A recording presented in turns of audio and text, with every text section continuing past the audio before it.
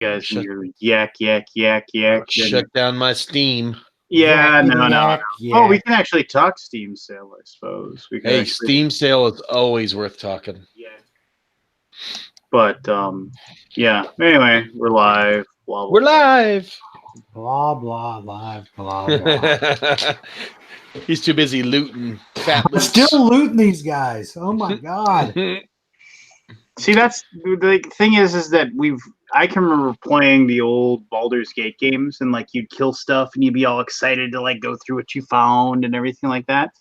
But the thing was, it was like it got to a point where it was like it was too much, right? All the garbage and everything was like so freaking much, and it was like now games are like made in the idea that like, oh, we just want to we want to dumb it down, right? We want to simplify it down. And I think, and I used to be like, oh, don't dumb down these games for me. But now I'm like so accustomed here. Let me click a button. Let me just click a button and do all the crap for me. Like, right? I mean, it started with the whole thing. Like, remember when the first time playing a Civ game, and you could set your settlers up or whatever to like Hey, auto Lance, build. chat is disabled on the live stream. Good. Are you sure? I just saw somebody just chat on there. Yeah, let me refresh my window. It's showing Okay, disabled. Kid just said hello, and I said hello. Never mind. There it is. All right. It was just disabled for some reason on mine. I had to refresh. Oh yeah. But anyway, like yeah, settlers were like, oh yeah, just like you can just click this button and tell them I want you to build roads, and then they would just build roads for you. And you didn't have to do that. You could just click on them and say, just figure out what you think we need to have done, and just do it. And then you didn't have to bother thinking anymore. I don't know. I like some of the old school games. I like some of the modernization that's come. Like I love the Civ series and Civ 6, even though it's dumbed down some of the mundane functions that you used to have to do in Civilization. I feel like that franchise is moving in the right direction. And from what I've seen from some of these other like RPG style games like this, it still has some of the old school aspects, but it's taken away some of the mundane clicking that you needed to do. So I'm okay with it. Like I said, I still enjoy a really good, solid RPG game on my computer. I've definitely become more of a multiplayer kind of guy. I like playing with other people, but every once in a while, a good single player story driven game will be just what the doctor ordered. I just don't have time, to play games. I'm making more time. I've actually made a move in my life recently where I've decided that if I just keep this focus of just work all the time, that it's going to eat me alive. So I've cut down on the game design stuff. I'm only doing that about 10 hours a week now. I'm trying to work no more than 50 hours a week at my normal job. And I'm making time to paint. I'm making time to play video games again. And I'm trying to get to the board game store at least once a week. And I've been so much happier in this last couple weeks since I've started doing it. It was right before Origins I started this. And I've actually painted like 30 miniatures in the last 3 weeks. I've played 3 or 4 board games.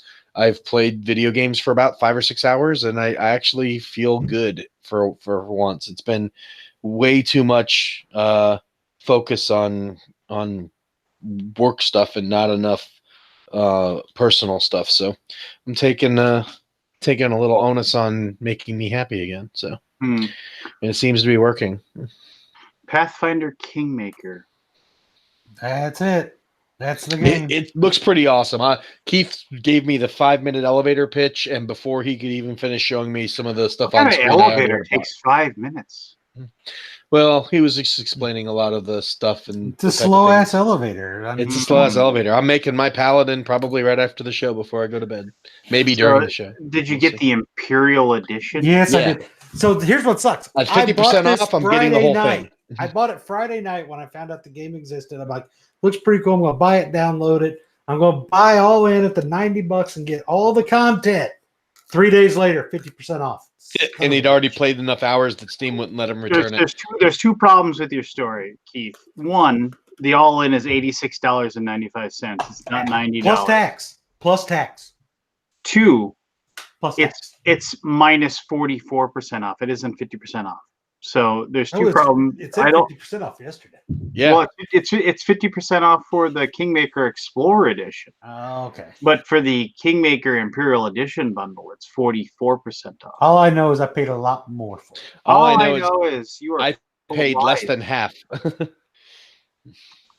lies and slander.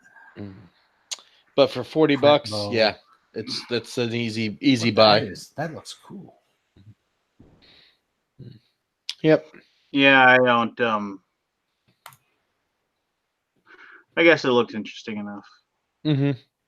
Only thing that would be better is if it had multiplayer where you and your friends could go on the adventure. Yeah, that works tough when they have to pause to do stuff. If it's live I get action it. and not, I am a level 9 flame warden, Nice. so I'm a ranger that shoots fire and shit. I'm making my holy paladin soon.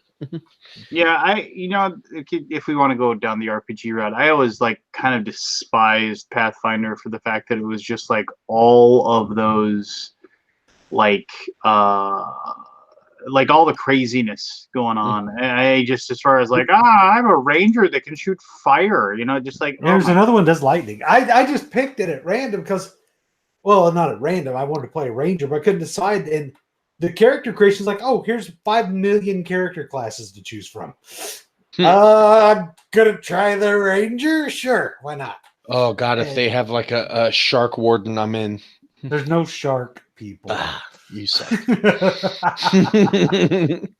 Speaking of shark people, made a trip to Target tonight. Oh, got me a little bit of Jaws action. Me too. My wife brought me home a copy of Jaws on it was a Monday, I believe, yeah. And I was very happy. I've already took out all the components, upgraded the shark meeple, ordered the Matchbox car that replicates Brody's police jeep for the on land part, and have 2 boats from the Shark Week Matchbox set. But that jeep is going to be too big. It is, but it's until someone puts something on Thingiverse that's smaller into scale. It's all I got. I need someone who's got good 3D printing skills to make me an Orca, Hooper's boat, and Brody's Jeep and barrels to replace the components in the game that are scale enough to fit on that small map. Or I'll just make the board bigger. And I mean, Richard's amazing at prototyping, so we could probably just scale the board up to match. He's going to need a bigger board. I'm going to need a bigger board. But I've already took Sharpies to all the tokens and etched all the sides, so they're nice and black lined. My game is ready to rock, other than a few components that I would like to upgrade. But the game's great. I've already luckily got a chance to play it at Origins with Lance and Aldi and Rob Oren, and it was a blast. So I haven't got to play my copy yet, but I will hopefully get a chance to play a few games of it at Dice Tower Con next week. And in sad news, this is going to lead into Kickstarter stuff, so I don't know if you're ready to go there yet or not. But well, I mean, we haven't done a Kickstarter walk of shame in a while, so I've got a couple of crazy stories that are going on in a couple of mine. But go ahead. So I got an email from my Kickstarter campaign backer for the Hollywood Death Race, and unfortunately, the company is going out of business. They and now the reasoning's still a little sketch, because they started saying that with the small company that was running super lean, that the tariffs were going to sink their company, even though they haven't gone into effect yet and still may or may not even happen. But then they officially canceled the project. Now they are doing right by the customers and said minus the Kickstarter fees, they're going to start refunding everyone's money. So they're not. This is not a story of grabbing money and running. But it is disappointed that they so early in the project, because it just funded like back in February, I think. It's already being canceled, and I was really looking forward to that one. So that's going to be a empty square that I'll never be able to fill in that stupid thing that I can't sort out of my backing history. Yeah, they should just allow us to be able to remove it ourselves. Like if we just don't want to see it anymore, we can just get rid of it. Or there should be like 2 boxes. One that's checked that you received it, and one check that it didn't receive, so it shoots to the bottom of the list like all the other ones. So. Yeah, I mean, just have an archive that you can choose. You can choose to have an archive to put them in there. I realize it's such a small, minor, ridiculously dumb thing. But and when you're maybe trying to remember what Kickstarters you got coming, sort the list to all the stuff that's not checked would be fantastic. Yeah. So while talking about my list, I'll knock out mine because mine are going to be pretty quick. Airlines, golden age of aviation. Never heard anything. Holding strong. Holding strong, and still no word from Golden Egg Games about the game or a refund, which was one of the two options that you could choose. Fancy football. You and me both shared the pain on this one. Nothing. Canadian backers got their copies. No one else has even gotten a sniff of what's to come. It's got to be he has no money and he can't ship them. I mean, that's got to be it. It's got to be one of those things where it's like, just ask me for the shipping. I'll pay it again. Just give me my game. Yeah. A Dog's Life. The guy says they're still planning on having them out by the end of the year, even though the Kickstarter campaign came down off Kickstarter. He's said that he's fighting this lawsuit. It's a copyright claim on the title, but that he feels confident he'll be able to get it resolved and get the games out. They're already in manufacturing, so we'll see on that. I did get Seventh Continent last week, or this week, so that has finally come off my list. Rambo updated that all the print files are getting ready. They're working on is the third expansion, and then it'll be ready in 2 weeks, and then they'll be ready to hit the print button. And then Zombicide Invader is going to be fulfilling the Kickstarter backers in July, so that one's going to be coming off my list soon. And Street Fighter the Miniatures game is still on delay and waiting approvals from Capcom, so that one's supposed to still be out around August, September, but I'm thinking it's probably going to be lower like October, November. And then I think everything else other than Eclipse, which is just running late, but they've already said Eclipse and Kung Fu Panda are both supposed to be March, but they're both supposed to be coming out in the next month or two. Everything else is not out yet, so I'm good on everything else. Well, I'm Myth is still sitting out there, and I was thinking about Myth, and I was the fact that I actually have, like the two expansions, the new rule book. Like basically, like now what I'm sitting on is I don't have all of like the all-in modules. So basically, it was like 10 boxes of miniatures they were eventually going to send. It was going to have all the stuff. So it was one of those things where it's like, and they're saying, well, basically they're waiting to have the money to actually have somebody make the molds, to actually have somebody make the miniatures, which was something that really stuns me when I think about it. I think about the fact that like basically that means the people that were running it before never bothered to have somebody make the molds before. They never bothered to. So I mean, I started running it through my head. It was like one of those things where it's like, oh, what if not enough people like purchased these different modules? Meaning that like, oh, like, it's like, oh, are we really gonna? And there's like 3 or 4 different models in each one of these modules, and a mold, depending upon the how good it is, can run you up to $1,000 just for a single miniature. Oh, more than that. Yeah. I mean, it really depends on the size and what you're doing, the amount of right? detail and all that, right? Yeah. So you're thinking about that, and it's thinking about, so it's just like, and then they had like 10 different modules. So it was just kind of like, so in each of those had 2 or 3 different miniatures at least in each one. I mean, it was like they just had no idea what they were doing. I mean, they had, and so then it was like one of those things where it's like, oh, well, we have, these 600 people that want these things, and I'm sure they were just like, well, that's great that we got these 600 people, but each one of that we're looking at spending, they only made $972,000 on their on the Kickstarter just for the molds themselves for those modules. If you're thinking, I mean, that was probably at least $50,000 out of pocket just to have those molds made, and they probably were like, we'll get around to it.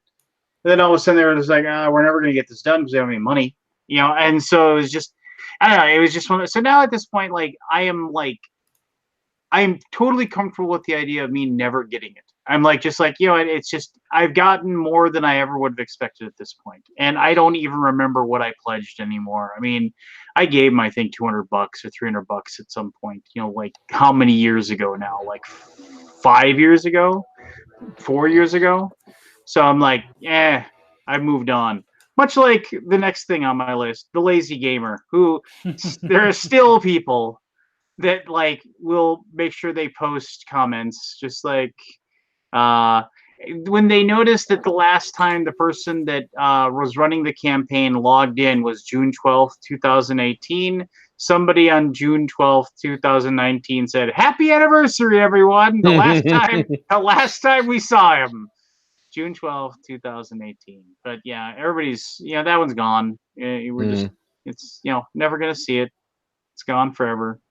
There's still people who like look into it and see what he's been up to and see if he's done anything. They try to find out where his home address is. They can maybe send somebody to his home to knock on the door. Apparently, this idea that he's sitting on all these tables waiting for them and whatever.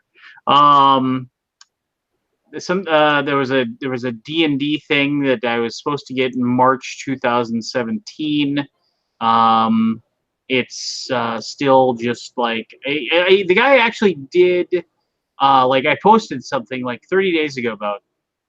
I said I don't want to beat a dead horse. 11 days ago, you said you would update in the next week, which you didn't do.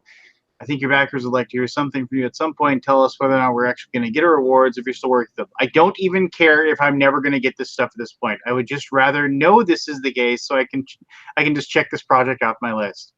Oh, and like he actually responded like a week later. It's like, oh, sorry, I should have looked a comment to Warner Room, but I am waiting for a quote for the creation of the automated file sending system because with WeTransfer it's free, but it's way too long, and I still have 7 modules to send. I will wait a little longer for the quote, but I will publish my update on Saturday. No excuses this time. He didn't post one. And then I said, that's great. I don't care about the files. I was promised a book. What about physical rewards? Then he didn't respond. He just was like, it's one of those things where it's like, you just tell us. And then like when somebody else says, I do not want umpteen little pieces on the project to keep up with. I want a complete compiled PDF of everything together. I don't care if you send me a book anymore. There's no need for you to waste so much time on WeTransfer. If you just have to send stuff one single time, then everything is done. Most of us have given up on you. Prove us wrong. You're just like, yes. So let's see here. Then I have my 100 Dungeons book. This guy has flown the coop. He took his $17,987 and vanished into thin air. Yeah, he was the money is gone. He's never coming back.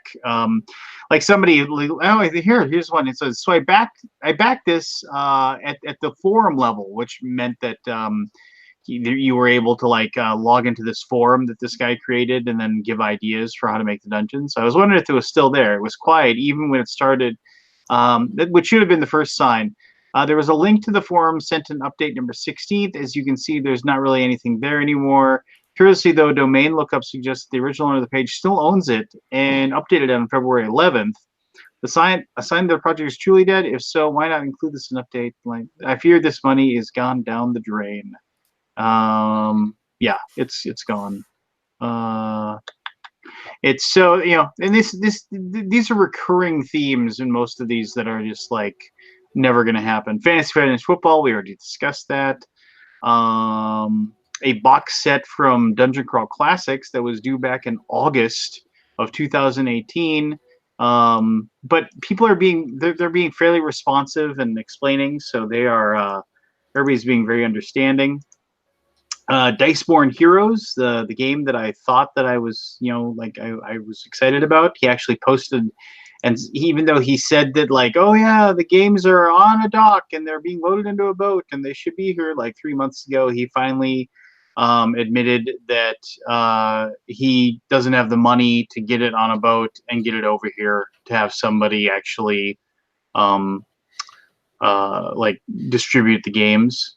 And it's just which, whatever, shit happens. Supposedly he's come up with a way to get it solved, but he then asked like if they wanted to give him $5 each to help assuage the cost of possible tariffs and things like that.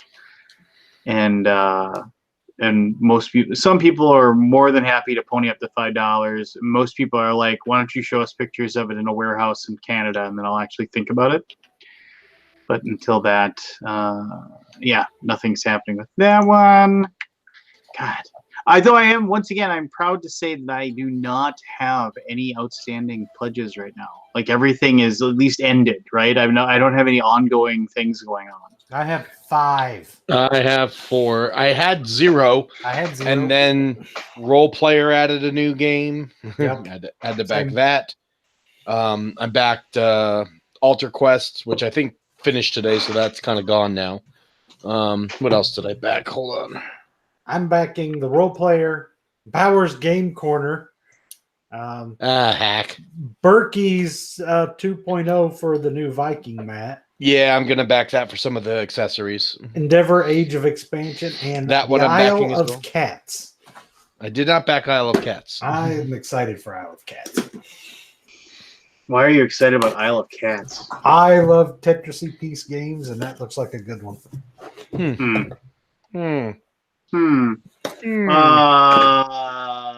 Let's see here. What's one? I mean, I have another RPG, which is a Call of Cthulhu thing that are just like a lot of the we promise an update and then it doesn't comes and goes and we just don't get an update and I don't know. It's I'm so I guess I should just not care, at this point.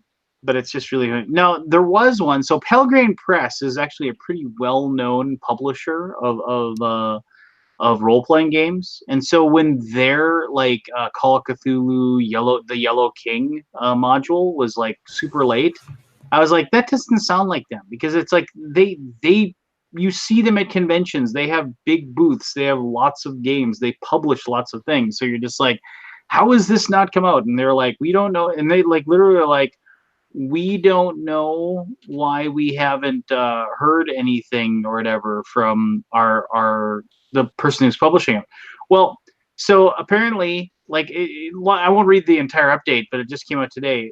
So long story short, the person that their publishing partner or the manufacturer, or basically the people that were printing the books for them, the contact they had just stopped responding to them.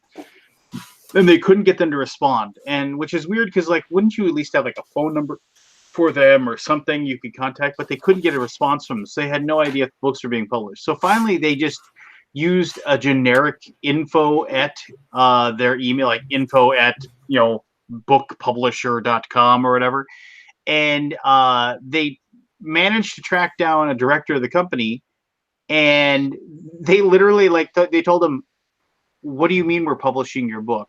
They had no idea that they were manufacturing their book. And so they said, well, no, this is our, basically their liaison they had at the company just had left the company due to mental health issues. And then basically because of when they left, all these contracts that person was negotiating were they breached, and this manufacturing or publishing company was they had no idea what was going on.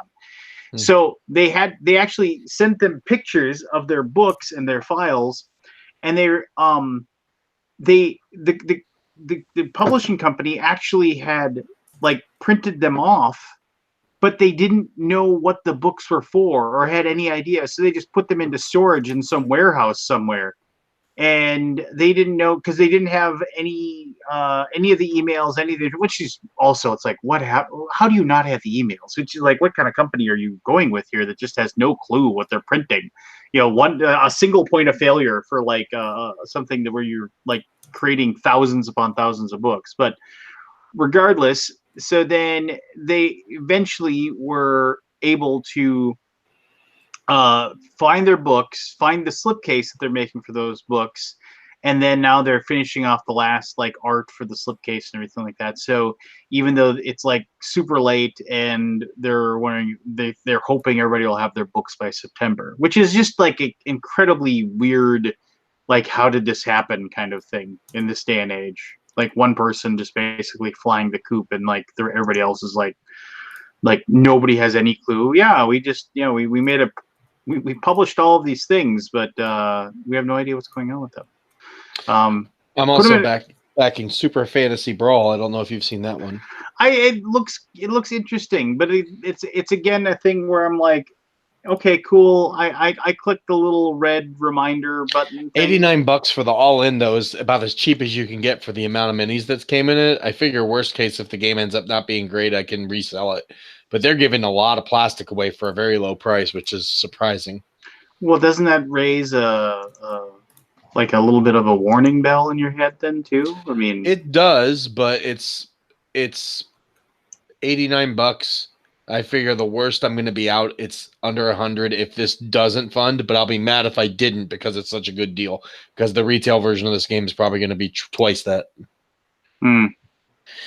Sometimes the 89 comes with all the expansions, game trays, and they're partnered with game trays, and game trays usually doesn't partner with just anyone. So I feel like this game is going to come out. Like they're partnered with a bigger company that's doing the insert for this game. So I would assume that just that alone tells me that, well, if Game Trays was willing to partner with them, then they must be pretty confident this game is going to come to life, and they're well overfunded. So I think that they're probably good on this one. But they all in for $89 gives you the playmat, gives you the insert, gives you the sleeves for the game, as well as the core box and the expansion. So. I would really like to know how it plays, though. I mean, it's just like they've got a video up. I haven't watched it yet, but it's 6 days to go. I planned on watching it before they ended and make sure. And the rule book's available too. They've got the PDF rule book available to read. So I'm gonna probably download the rule book to my iPad and read it when we're driving down to Dice Tower. So, fair enough. I mean, it'll pop up for me, and I will see if I want to get it, and when it comes through. But yeah, I don't know. I'm very disillusioned with most Kickstarters now. I've been fairly grouchy lately. I just think that there's a lot of stuff out there that like it just doesn't seem like anybody is like everybody overpromises and then it just underdelivers, over and over again. And also it's just like, I don't know, maybe I'm just it's probably a little bit of a convention burnout after Origins as well. I'm glad I'm not going to Dice Tower Con. Not because I'm not going to see my friends, but just because I'm going to have all of July to kind of just chill and just concentrate on the Kickstarter for TMG we're launching for Emperor's Choice, and just not have to worry about any kind of convention travel for a while, which I appreciate. But I don't know. It's been so long since a game just like dazzled me, like literally, like I was like, oh my god, that game's amazing. It's been a while since I could say that. I mean, I will say Jaws came the closest only because I had very high expectations and wasn't disappointed. That's probably been the closest one that I had high expectations, but I was expecting the worst, and I really enjoyed it. I probably enjoyed it more than I wanted to. I wanted it. Part of me wanted it to suck just because. Because of your game, or yeah, but it's not. It's a great game, so I can't deny a great game. It's excellent for what it does. So, yeah, that's been the closest one to dazzle me recently. Yeah, I mean, the best thing about Jaws though was honestly, it was like we you and I were just trading back quotes back and forth. I mean, just like nonstop. And it was like also it's me and you. I mean, just total Jaws heads, oh, okay, this is kind of cool. Yeah, playing it with people that get the movie will definitely enhance it. I think playing with people that either aren't huge super fans of the movie. Jaws? Well, you'd be surprised. There's a lot of people that have either never seen it or don't care, or have seen it once and didn't really think much of it. You'd be surprised. But yeah, that definitely added to it. I'm sure that probably accelerated my enjoyment of that too, playing with with guys that I don't normally get to play with. So maybe it won't be as exciting here in the game store at home, but yeah, no, I mean, it's been a long time for a WoW. I have not, I mean, I remember last year there was just WoW after WoW after WoW, Endeavor Age of Sail, Role Player, games that are, were just like first time, just out of the box. Oh my God, Thanos Rising. It's another game that last year was just like, holy crap, this came out of nowhere. Yeah. Batman was really awesome. Batman wowed me mostly for production quality. The game is solid, but the production quality and the sheer amount of stuff that came with it is what wowed me. I won't say the gameplay wowed me, although it's really good.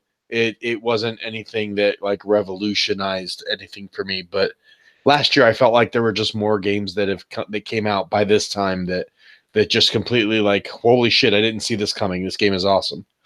I haven't felt that yet this year. Batman was the closest, probably. Jaws probably right there too. And let's and I'm just I enjoy Batman. I enjoy it a great deal, but I mean, I do feel a little let down. I'll be completely honest. I mean, Sure. Well, what lets you down? I mean, I'm not a homer defending the game. It's got plenty of criticism, and I'm the first one to jump on some of it. But I'm just curious to see what let you down because you got yours for free, right? So your expectation level should have been a little probably different than mine.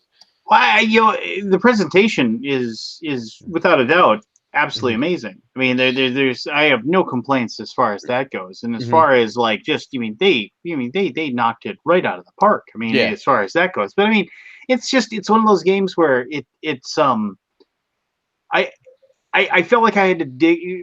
This kind of speaks in a little bit of like metaphorically or whatever, but I felt like I had to dig too hard to find the fun sometimes. Is it because of the setup and how much crap you have to go through just to even get the game to play? Yeah, I felt that as well. It's one of those things where it's like, why couldn't this? You have like a fantastic and that's not that Monolith didn't do a good job. I mean, and people are gonna be like, wow, it's like, it's like I think they did wonderful with it. But I mean, it was one of those things, and I think I said this before, where they had a the biggest complaint people had about Conan rule book was the rule book. And was like it's the same kind of deal, set up too much shit, and too much crap going on, and it's just like, can you just make it easier? Can you just make it like, so get me to the fun, that kind of thing, right? And it was like one of those things where they couldn't get past that. I mean, it was like you'd think they were like, okay, that's like this thing, and it was like, and I don't read into what they think. Obviously, there are literally tens of thousands of people that own Batman who love it, right? 20,983. Yes, there's literally tens of thousands of people that own it and love it and can't get enough of it, right? So, all that being said, it's like it's one of those things where as a alpha gamer, I can get past it. I can get through the whole thing, and I can and whatever. And this is one of those things. Did I do the all in with you're damn right I did. With the next one. I'm assuming you did as well, Pete. Yep. I did twice actually, because I've got someone painting mine and I'm getting theirs to paint mine. So yeah, so it's one of those things where it was, what was it? What was the all in too? It was like €283, which was like 316 US. Yeah. So I mean, it's a chunk of cash, right? Yeah. But I mean, it's kind of a a lifestyle game, if you will. Sure. Absolutely agree with that. Absolutely. And so it's one of those things. Now, so the money has been charged. It's out of my pocket. It's firmly in Monolith's wallet at this point. Part of me is like, why did I do that? Because I'm like, I'm probably never gonna play it.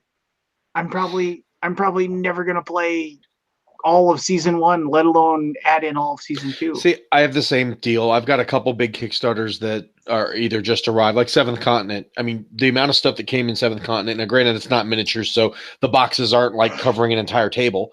But when you count the amount of cards, it's like 1,600 or 1,700 cards in the all-in for Seventh Continent with all the expansions.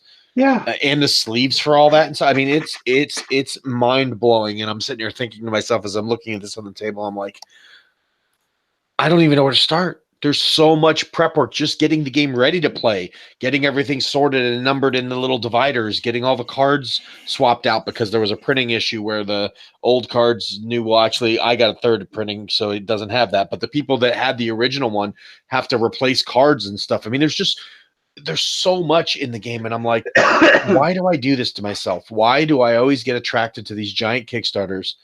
I mean, honestly, if I would have been happier if Batman, the first season, was just the core boxes, the villain and the hero box, and that's it.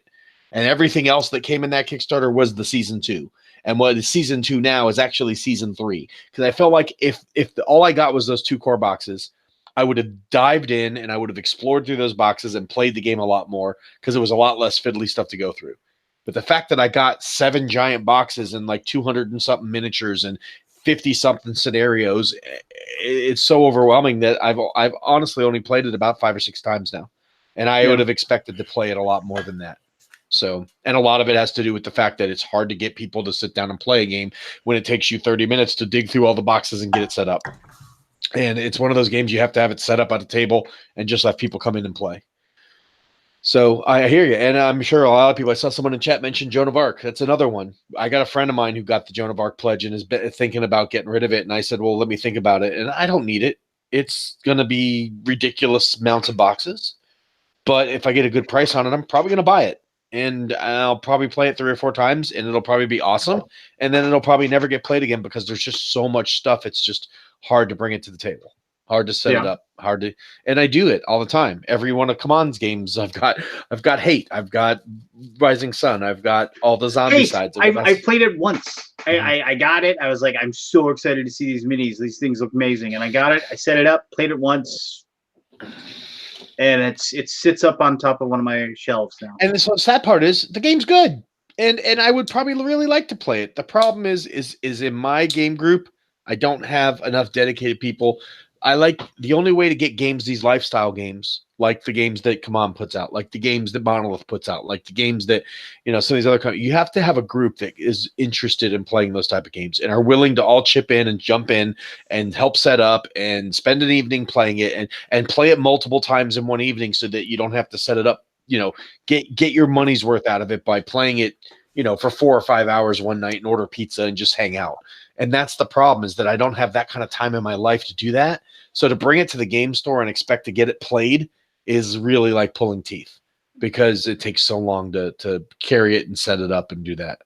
I need to find a group of people that are like-minded and that will come over on a Saturday afternoon at like 4:00 and just stay and play until like 10, 11 o'clock at night and just order pizza and sit and play these games because that's the only way they ever get played. And they're too big to carry to conventions where I'd find people that would probably be interested in sitting around all day playing Batman, but I'm not going to carry all 7 of those boxes down to Florida.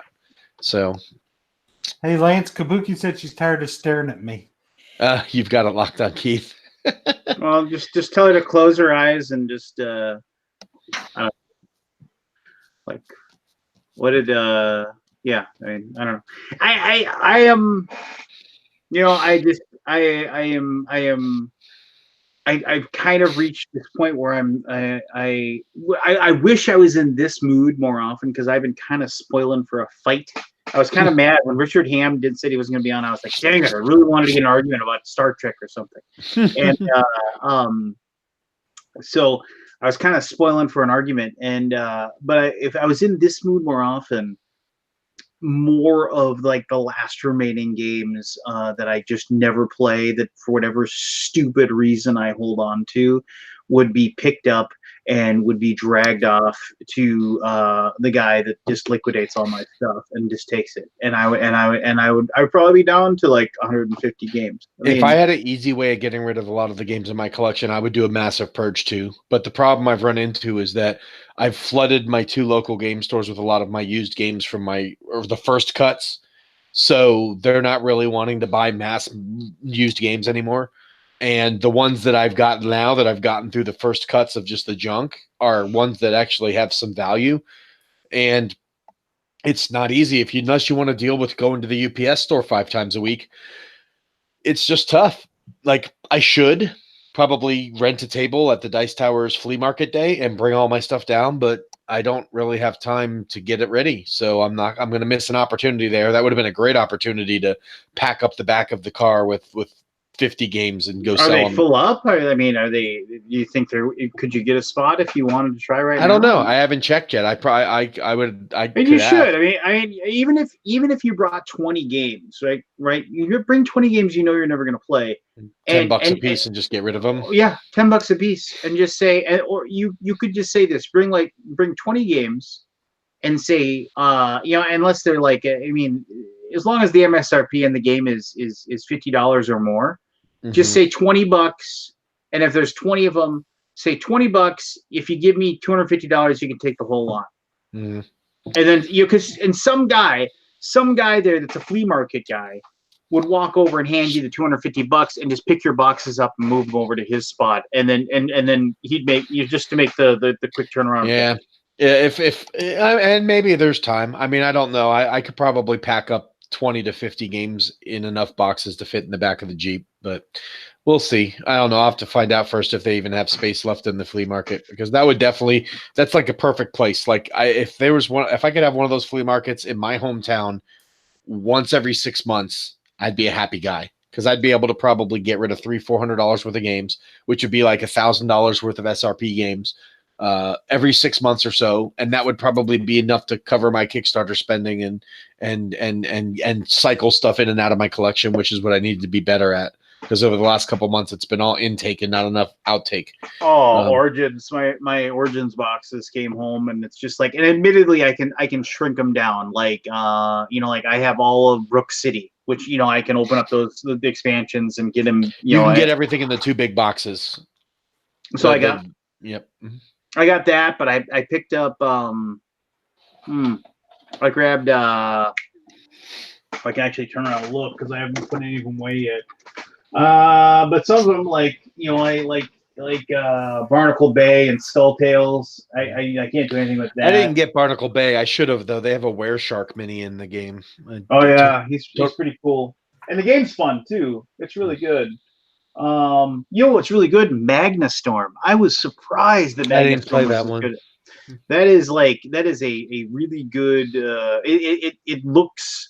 It's just a good crunchy Euro. And it was. I did not know what to expect, but it was quite good. So anyway, that was.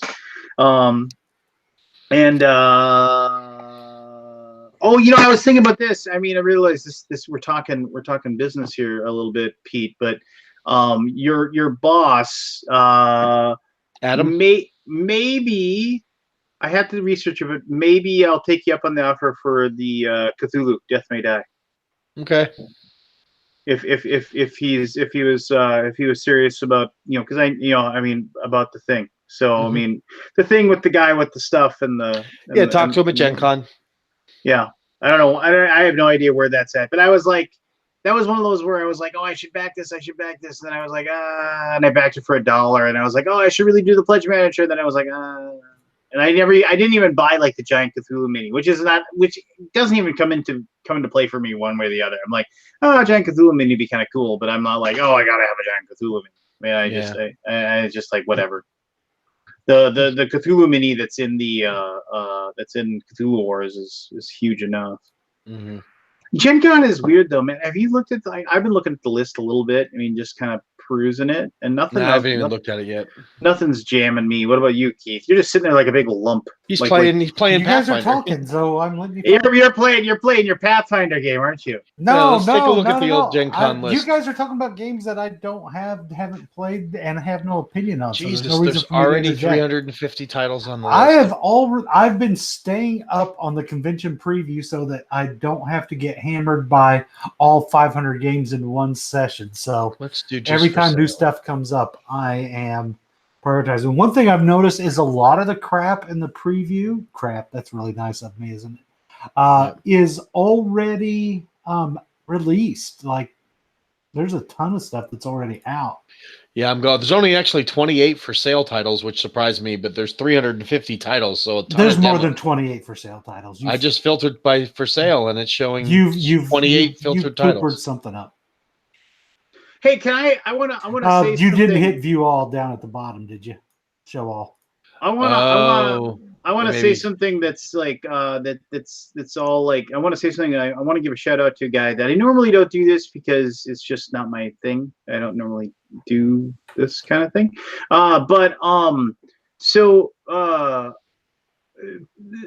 you're on the Facebooks and you're on the board game spotlight and board game exposure stuff, Mr. Hudson, if you go to conventions, James Hudson. I mean, it'd be tough not to. So I kind of see through a little bit of his. I would never say the man has is like. There's nothing wrong with him. There's nothing evil about him. There's no what's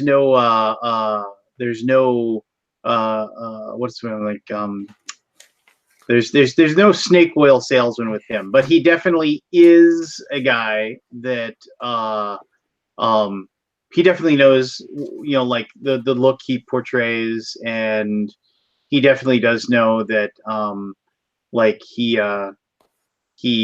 plays up. Well, he wears a lot of different hats, and so when I run into people that I'm kind of like, okay, what's your story? I kind of get to that point where I'm kind of almost like weirdly distrustful, but I mean, where I'm like, okay, I'm gonna wait for you to kind of maybe possibly show your true colors before I make up my mind, one way or the other. And then but the thing is that at Origins, both Derek Funkhauser and James Hudson, and for that matter, oh God, I can't remember his name right. Jambalaya plays games. I can't think of his name right now to save my life. Anyway, I feel bad that I can't remember his name, even though he does reviews for us constantly. But anyway, they took it upon themselves just to come over and do a live thing for Dragon's Interest, which was a Kickstarter that was close to funding but hadn't quite funded for us, and I without a doubt, they definitely came over, and it was just because they were like, hey, this game looks like it's a lot of fun, and we want to play it, and we want to do some live stuff, and they did it, and undoubtedly they probably got people to back it, and we ended up funding like an extra $3,000 or $4,000, which is what happens, when people see something funds, they then decide, oh, okay, I'll give you the money now. I'll let it be on my list now. Yeah. So but the thing is that James Hudson and for that matter Derek Funkhauser, and for that matter I can't remember his name right now and I feel horrible. But the reviewer of Jambalaya, they were just like, you know what, we're gonna go over here and we're gonna just do this in the last 48 hours, and they did, and it wasn't like they weren't getting paid. We didn't hand them a free game or anything like that. They actually all backed it at the same time, and every once in a while people show up and they kind of, I'm not going to say surprise you, but they definitely do remind you that the soulless mentality of gaming, which sadly is becoming more and more prevalent, has there are people out there that actually either really do give a crap, or they're really good at faking giving a crap. And at that point, what does it matter one way or the other if they truly don't give a crap, I guess. But anyway, yeah. So I mean, even though he'll never hear that, but if you ever guys check out the Board Game Spotlight and see what those guys do, they really bust their butts and do a good job. Cool. There you go. All right, Pete, 278 titles for sale. Yeah, I'm going through, and honestly, 9 out of every 10 are not interested for me so far. Well, I mean, yeah, it better be not interested, or you're buying 50 games. So right now I've got 2 that are must have, and both of them are coming out before Gen Con, so I don't even have to buy them there. all right, so I'm gonna look through mine. I've got an undecided, which I'm not even sure why that one's in. Oh, because it's Bruno Cathala. That's why it's undecided. I've got a bunch of undecided. No, we're not doing this. We're not doing this. No, I'm not. But way too early. You asked what was going on early, and if there was anything in there. I'll talk about what I've got on my must-haves. I'm not going to go down the list of everything, but I want to pick up foodies because I saw that it looked cool. I want Era Medieval Age from Eggert School. I've got that one marked as well. Why are we Because you said it. I don't know if anything good's coming out. But no, we're not. We're just hitting a couple things. No, this preview is too early. This is not There has to be another 1,000 games on there before we can start talking about all of this. Yeah, my must-haves. I've got like maybe 5. Yeah, I'm at 2. I've got a halfway bunch through of the research, list. though. Okay, what are your 2 must-haves, Pete? I want to know. That medieval game that Keith was just talking about, Era, the medieval game. It's up for pre-order, FYI. Era Medieval Age. Yep, that's one that I'm definitely interested in. And the other one is not including the command stuff because I'll get that before Gen Con. Where's the other one? As long as we're not bragging. Oh, Draftosaurus, because I think my daughter will really like that, and they sold out at Origins. Yeah, I like missed out on a copy of that by like 5 minutes, basically. And now they are going to be at Dice Tower, so there's a good chance I'll be able to pick my copy up before Gen Con. Like I said, my Gen Con list, I have a feeling it's going to be less than 5 games that are going to be on my must-have list. And I said that about Origins too, and I still came home with 20 games. So there's a lot of stuff that Monster Slaughter game by the same people, the draft. That game is legit. That game is super fun. I mean, I don't know if you're gonna get $90 of the fun out of that, but I definitely got probably like $40 of the fun out of it in my first play. It's basically like it's the Cabin in the Woods game, but as a joke because that game's out already. It's at my game store. So I don't need to get it at Gen Con. No, you don't. So it's on my not interest at Gen Con, but I'll just pick it up at my local game store where I get a discount. So it's better for me and I don't have to ship it. Yeah, I think I may go through the list again. And if I know something's out in the store, I'm going to add notes so when we do our preview, we can blow past it faster. You do an order on one of your favorite online places, and it'll be home by the time you get there with free shipping. I feel like the only reason people want to play this Era game is because they want to make little castles. I like it's medieval a roll and write games with making little castles. So yeah, people like roll and writes. I want to make little castles. You're right, damn right. Yeah. And I like the medieval theme. I want to make little castles. I want the new Imperial Settlers game because I love Imperial Settlers. That's on my list. I want. Here's what it says. He goes. Now, Chad said that Era's so. I think. Yeah, because I heard that as well. Like what it said. This don't care. All right, what's it's like? So here's what it says. So here's this thing. It's like this is somebody I'm reading thing. I enjoyed Roll Through the Ages quite a bit. I was looking forward to this new game. I also like the puzzling the city layout, but then there came the bummer for me. All players roll simultaneously behind a screen secretly. All skull symbols have to be set aside, but other symbols can be re-rolled. The skulls work in the same way as in the previous game. Same amount of skulls are bad for you, others are bad for other players. This opens the door to cheating. Okay, fine. Nobody does this. And if some asshole's going to cheat, then there's really nothing you can do about it. But this feels anticlimactic. Everybody vanishes from time to time behind the screen. Then a little later, everybody shows what they've got. Now, where's the joy or glee of seeing other people's roll? That's what I look for in a roll and write. So that's that. For that Era Medieval Age, I'm like, ugh. See, that's what sunk Roll for the Galaxy for me. I mean, it was not that I thought people were cheating. It was just kind of like, really, you got the perfect roll again. You know, it was just kind of like you were, and it just maybe I shouldn't be so distrustful. Maybe it's my fault, right? No, I did find another game I'm probably going to pick up. There's a game called Stop looking at the list! Why? It's free country. I can look at the list. Well, then we're not talking Chad about wants me to go look at this Skull Tales game, which I'm not sure it's... my issue with it. What was my issue with it? Let's see. Oh, cooperative play. That was my issue with it. It's a semi-cooperative. Oh, you don't like co-ops? I like co-ops. So Oh, I'm kind of burnt out. Well, I like them solo. I'm telling you right now, Skull Tales is a great pirate game. Is it? It Do you is a think great it's going to pirate be better than that Tales of Adventure pilot game or the one from Forbidden Games? Yes. But okay, so Skull Tales is a really, really good cooperative game, and it is like just super cool. I mean, it feels like traveling around and doing piratey stuff.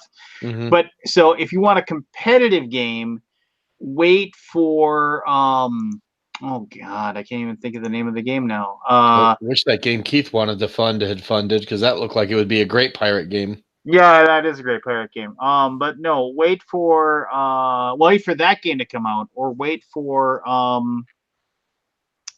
man, just give me a second. I'll find the name. It's going to hit Kickstarter later this year, and I'm waiting for my prototype of it. Sea Rovers. Sea Rovers is going. I mean, it's going to be almost. It's going to be complex, and it's going to be very much like a game like I mean, it's going to be huge. You know, it's going to be like as far as giant map, but it's going to be a sandbox game. It's going to be whatever you want to be. It's going to be like it's everything that you it's kind of, but not quite Sid Meier's Pirates, like, but really fun, I guess. Sea Rovers, and then you said that's not coming out. SEA space Rovers, ROVERS, and that's not coming out till later this year. Yeah, it'll be on Kickstarter later this year. Okay. I want a good pirate game. Okay, so a lot of my issue with co-ops is they all feel very the same with a different theme to me. They all feel like variations of the same. This is how we're going to play against the game. With the AIs all just start to run together for me. And that's kind of my issue with co-ops in a lot of ways. I played a co-op with the trader this weekend that was one of the worst games I've ever played because it's broke ass as hell and I'm throwing it out, giving it away to somebody, which was Who Goes There. Beautiful presentation. Beautiful components. Game was horrible. Mm-hmm. It just felt broken. It's too easy. It's one of those things where the trader knows they're not going to win, so they just kill everybody and end it. But my biggest beef with that game is you've got a 4-hour hidden trader game that has player elimination. And when you're playing with a bunch of friends and you can literally get knocked out from just bad luck in the first round. I mean, it can happen. It didn't happen to us, it happened later. But once people start getting knocked out of a game that's dragging on, there's no motivation for anybody else to try to finish it. It's a neat idea. It just doesn't work. What's weird? This has got nothing to do with anything you said. I just thought of this. So every once in a while, I get an email saying, "Hey, you need to finalize your pledge for Tainted Grail, The Fall of Avalon." Which, fine, whatever. I almost backed out. I'm still regretting not doing that one. You can still do it. Late pledge is open. So if you want to get it, go for it. Yeah, I keep waffling on that. But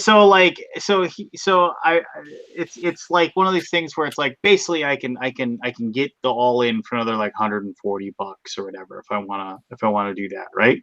Mm-hmm. So I'm like, all right, whatever. I should probably do that. But so I've gone to GameFound.com. I filled it out. I filled out what I wanted, and I've gone through the process of doing my pledge. And because there's something like every single time I try to do it, it's like it's a weird thing where my card gets declined because it's coming from a weird country. And then I'm so lazy that I don't want to have to call my company and say, look, this is a valid charge. Just let it go through. And I'd be done. I'd be done in like 10 minutes. It would go through and it would be fine. And I'd have my pledge finalized. But because I just don't want to deal with that 10-minute phone call, I haven't done it. I'm like, I know it's just dumb. Because I'm like, why can't this stupid thing just approve it? Everything else approves automatically, and I know exactly what's going on. I just need to call the company and say, this is okay. This charge is fine. It can go through. but because it just won't, I'm being stubborn and obstinate. I just won't do it because I'm dumb. You know what the other thing is too? I was thinking you guys almost convinced me to spend like $45 or $46 whatever for the Pathfinder game on the Steam sale. Mm-hmm. I never play games on my computer anymore because it's downstairs and I'm like away from my family then. You know, like nobody else is down on here. my computer because I play on a laptop, so I can take it where I can be with the family instead of tied to a game console. Yeah, but my laptop is down here and I have to unplug it all. I mean, I went to great lengths to make sure I had a really good setup now. And so I have my dual monitor set up. I have like this dedicated spot for my computer. I've got my airbrush painting table over here. I've got my like hand painting table over here. I've got all my lights exactly where I want it. I don't want to have to unplug. And then plus I have basically a gaming PC so I can do video editing. So it's like I have to have it plugged in because the battery life is about 40 minutes without it being plugged in. Mine's plugged in. I have a lap desk. My computer, my laptop sits on the lap desk, plugged in on my lap in my recliner with my mouse, where I can hang out with everybody else while I play my PC. That's my gaming now. That's why I don't play console anymore. I play everything on PC because then I can hang out with the family and still do what I want to do. Yeah, that's why I keep looking for things that are entertaining in PC gaming instead of consoles anymore. Was the Cartographers of that's a good game. Cartographers a role player's tale? Yeah. Was that not a Kickstarter? Is that a direct to retail? That was a direct to retail. He just went direct to retail with that. Because it's not out yet, is it? No. Okay. He's got pre-orders on his website. My shipping, I got shipping notification for Lockup, and I saw Cartographers available at Gen Con, and I'm like, I didn't back that, and I could have I thought all of them went to Kickstarter first. I didn't realize he was doing some direct to retail because that's a must have for sure. Yeah, the Cartographers looks like a really cool game, and I pre-ordered that. And it's using a character. You can use a character from Role Player, right? Is that the way the system's supposed to work? It's in the universe. I mean, you're just filling out crap on a map, so. Yeah, but didn't the sheets in one of the last Role Player expansions give you a way to like fill out your stats so you can take it and use it in the other game? I thought that was the whole idea: is you play Role Player and make your guy, and then you take it to this other game and you role play with that character. Cartographers is like building out maps in the world. Paper and pencil fantasy territory building. Yeah. I don't know. I like Role Player enough. I've narrowed my selections down to 17. And Keith's a super cool guy. I met him at Origins last. Oh, Keith Vajek. He's Matika. Or Matika. Yeah, he's from he's Minnesotan. So we trying to not hold that against him.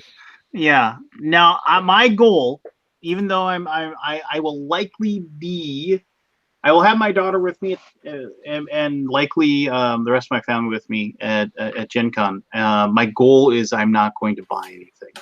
Shut up. That doesn't include begging for it. That doesn't include begging for free ones, right? No. My goal is that I'm not going to have a. So you're not going to buy the Die Hard game when it comes out at Gen Con launch? Why? It'll be out eventually. Otherwise, you know. So I mean, you know, just I there's so many games I own that I don't play now. Why bother bringing anything home? $5 say I see Santa Lance walking through Gen Con. Yep. With one of those obnoxious board game bags beating the shit out of people. If my daughter or my son want to spend money on something, they're there. Then yes, that's for my son. That's for my daughter. You don't know what you're talking about. No, that's my goal. I'm not saying I'm going to succeed. I'm just saying that's my goal. I have don't too lie much. to yourself. I have too much stuff, and I have too much crap. And I don't play it, and I'm annoyed. Manhunter is the ultimate shark RPG. What? Yep. I just saw this. I just saw this popped up. What is this?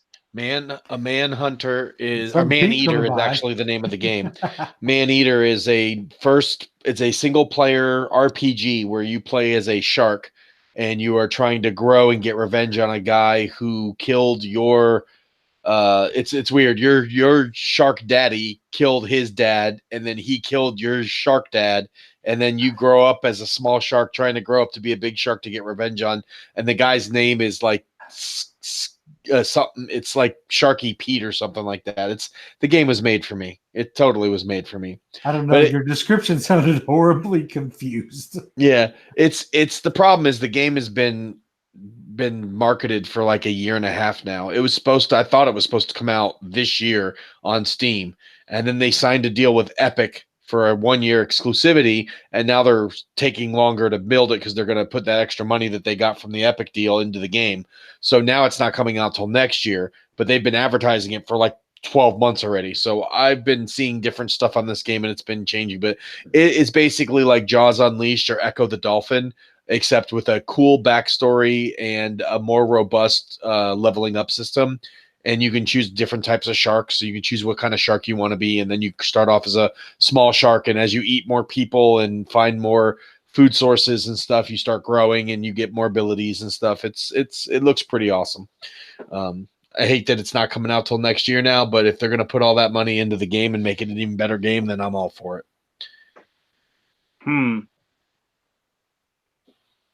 Interesting. Yes, sir. Well, so they'll make a gajillion dollars with that, I suppose.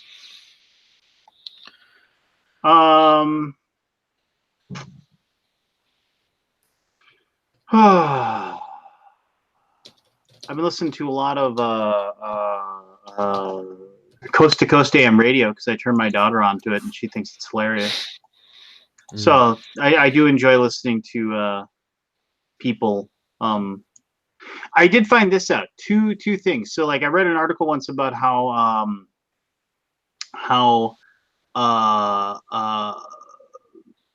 UFOs are very what's the word I'm looking for? They're opportunistic phenomenon, is what they said. Because it's like a UFO never parks itself over Mexico City, 50 feet up in the sky, and the aliens don't come out and wave or anything like that. It's always like, my car ran out of gas and I was walking down a deserted country road at 2 a.m. And that's when that's the person that they reveal themselves to. Mm-hmm. So but the thing that I read, or it was like there was a guy on there and they were talking about because my big thing has always been, it's like all of the ghosts in the world vanished, all of the Bigfoots vanished, all of the Yetis vanished, all of these UFOs vanished because nobody's got a picture of them, even though everybody's got a camera on them everywhere. And everybody's willing to pull their phone out immediately and anything weird happens and start taking pictures. So where are all of our pictures of these things? And this guy on there said that said the most phenomena, he said ghosts or cryptids or UFOs and things like that, have they're foreign to us, or we don't understand them because they're multi-dimensional things, and multi-dimensional things prevent electronic digital pictures to take of them. It won't let them. Of course they do. Which is why he said we need to go back to carrying actual film cameras, because those are analog and they will work, but nobody does. Everybody's got a digital camera. So everything on our phone works, including the camera, except for their image in it. Gotcha. Well, people are just dumb. This is the same guy who said that the reason why he's never found a Bigfoot skeleton was because because there are no big feet. No, he said the Pacific Northwest has the largest porcupine population of anywhere, and they're like, okay, and Bigfoot skeletons are a delicacy to porcupines, and so they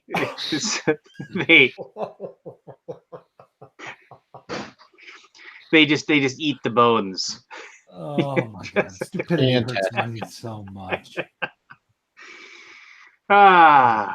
So you'd think you could just find some porcupines and drug them, check their stomach, make them throw up. You get some porcupine, get some Bigfoot bone, You would test it. think. You would think, Mhm. but maybe not. Who knows? Has anybody played Star Wars Outer Rim? I've had a few Yes. people say it's good. I like it. So describe to me what exactly you do in Star Wars Outer Rim.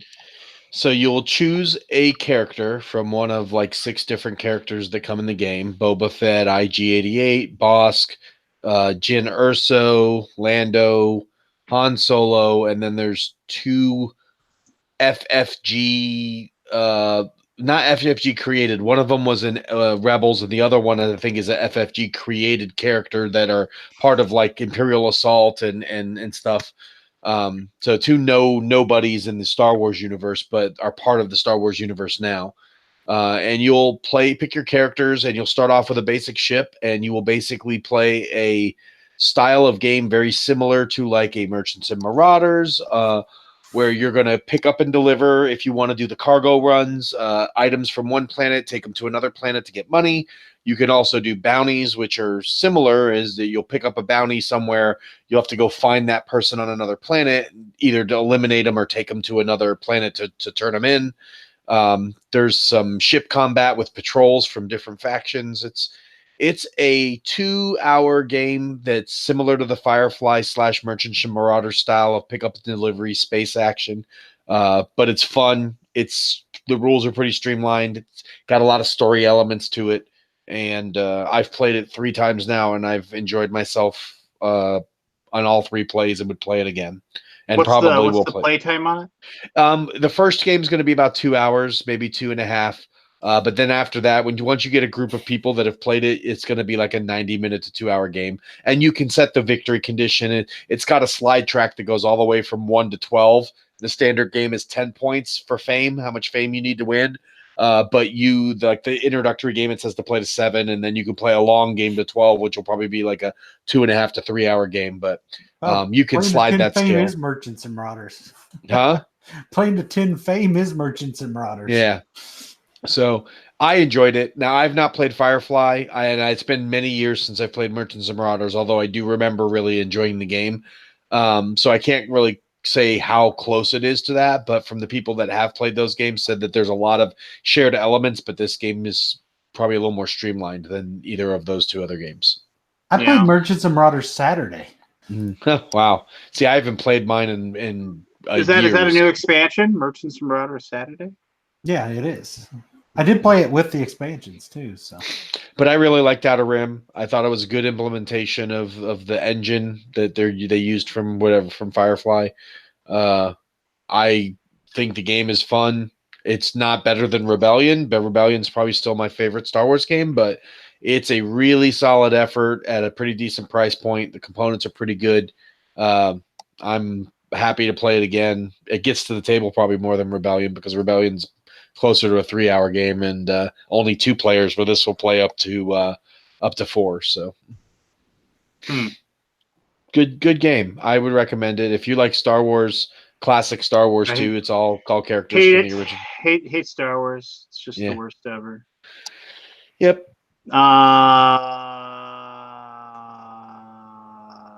Yeah. Trying to think. I did stumble across a channel on YouTube where a guy basically does like these like 20. Admittedly, I'm going to just say right now that what he does is also extremely. It's a very very political channel, but on the left hand side of things, so it isn't like a right wing like crazy or whatever. So I mean, if he definitely wears his liberal hat and is not shy about it. But he is like a huge Star Trek fan, and he's got about 50 videos that deal like exclusively with Star Trek and different aspects of Star Trek, about like things like and it covers everything. It covers like why, like why is Star Trek just how is the timeline of Star Trek Discovery? Is it actually a different timeline than canon, or do transporters actually kill the person that uses them and then just replicates them where they are? So he touches on a lot of different things like that. Is Captain Kirk really a serial womanizer? That's like a 20-minute video where he just kind of it's just named after him. It's called Steve Shives. But if you dig political stuff, you can definitely dig into that. I have not watched a single one of his political videos, but I have watched probably 2/3 of his Star Trek ones, and he is really, really good about. He has almost like an encyclopedic knowledge of it, and he just can remember different episodes or different things. And he also loves Deep Space Nine more than. I'm sorry. Well, what? Deep Space Nine's like the best, man. I'm going on a trek. Yeah, so and now a station. Star sit. Yeah. Well, I'm a big fan of Deep Space Nine. Probably because of like it's the character work in Deep Space Nine. And weirdly, it's like and weirdly, Cisco is probably like the weakest part of Deep Space Nine for me. I don't feel like he does the most, but I mean it's like it's the Ferengi and Garrick, the Cardassian. Even though he's a horrible human being, Gul Dukat, a horrible Cardassian, I should say, a horrible person. He makes for a very wonderful antagonist villain. Anyway, so there you go. There's my YouTube recommendation of a possible channel. If you're bored and you want to listen to people like pontificate about those things, you can dig into those. But I don't know. Has anybody got any grievances? Like I said, I came in here like with a bone to pick, and nobody. So before we go on grievances, has anyone else played Res Arcana yet? I have. I played it at BGGCon last year. The publisher had his like one copy, and he showed it to me and Aldi and Rob Warren. I will recommend it on one condition: that you only play with the draft version to get your cards. Yeah. Either the recommended setup for learning the game or the draft, because if you randomly deal artifacts, it could be very bad and unbalanced. So draft if you play it, and it's a really good game. I thought it was good. I mean, it was it's nice and quick and still feels like you're thinking. That's why I like it. Yeah, and it's over quickly too. Yeah, we played a 4-player game and all of us hit 10 points in the same round when we did the draft. So that it felt very balanced when we were doing that as well. But when we just dealt out the cards the way the rules read, one guy had all protection stuff. So you couldn't hurt him, but he couldn't generate anything. He couldn't do anything. He got like 2 points the whole game. So that game classically for me is the game of like played it once, said this is really, really cool. And then like I was like, oh, once that comes out, I'll have to like, I would really like to get that once it comes out. And then you forget all about it. No, I've just been like, oh, hey, there's that Res Arcana game. It's even like relatively cheap. I can pick it up for like, whatever it is, like 30 But when bucks. you forget, when I say forget all about it, I don't mean you don't know it exists. It's just like, whatever. I don't need to play it. I just, it's like, which is like most games now. I'm just like, whatever. I don't need to play it. I play more games at conventions than I do like games that I play for fun. Like conventions is where I play games for fun. Yeah. I mean, other than that, I'm just kind of like, I spent the whole winter with the whatever attitude, and I'm trying to get out of it. Yeah, I can buy into that. No time for love, Dr. Jones. Which speaking of which, I watched Temple of Doom like just I'm recently. sorry. What are you talking about? Temple of Doom's It's my second least favorite Indiana Jones. Well, there's 4. And so we all know you love Kingdom of the Crystal Skull. Oh so, God, that's so bad. It's Lost Ark, Last Crusade, Temple of Doom. Mine's Last Crusade, then Lost Ark, and then In a lot of ways, I like Last Crusade better, but I'd I don't know. probably I go was a Crystal Skull, child when I then saw Temple the of other Doom. one.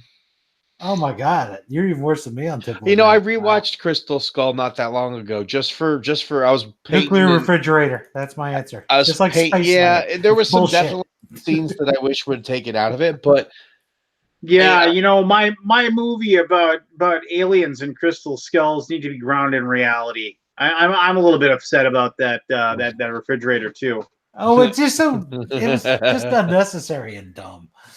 Well, it's just like I remember I was at the first Godzilla movie with somebody, and the guy was a friend of mine was military, and he was talking about how like the parachute jump that they did into where Godzilla was or whatever.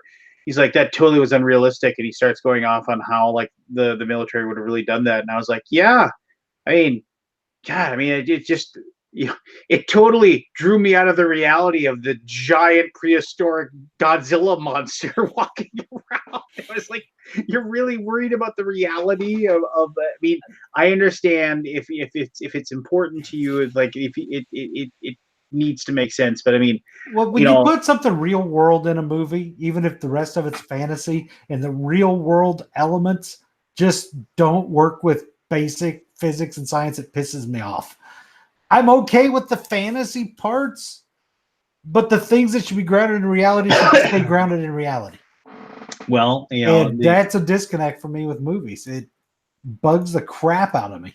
I read something, I don't remember where it was, but I read something where basically what they said was that because a combination of the fact that he drank from the chalice and the fact that he also like survived like the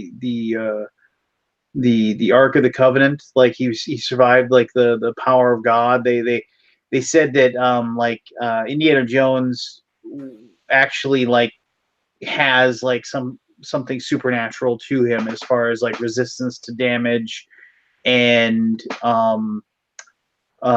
like it basically somebody tried to like use the occurrences that happened before as an excuse as to why he would have lived through the radiation / explosion / catapult of being inside the fridge kind of thing. So I mean, was it a good excuse? Was it like did it solve? No, not in the slightest. But I mean, but at least it's like an attempt, right? And it's like, and it definitely felt a lot like a shoehorn. It's like but we're better off just saying, it's an Indiana Jones indie movie. Being indie. It's indie being indie. Just like pulling off the win when nobody should be able to.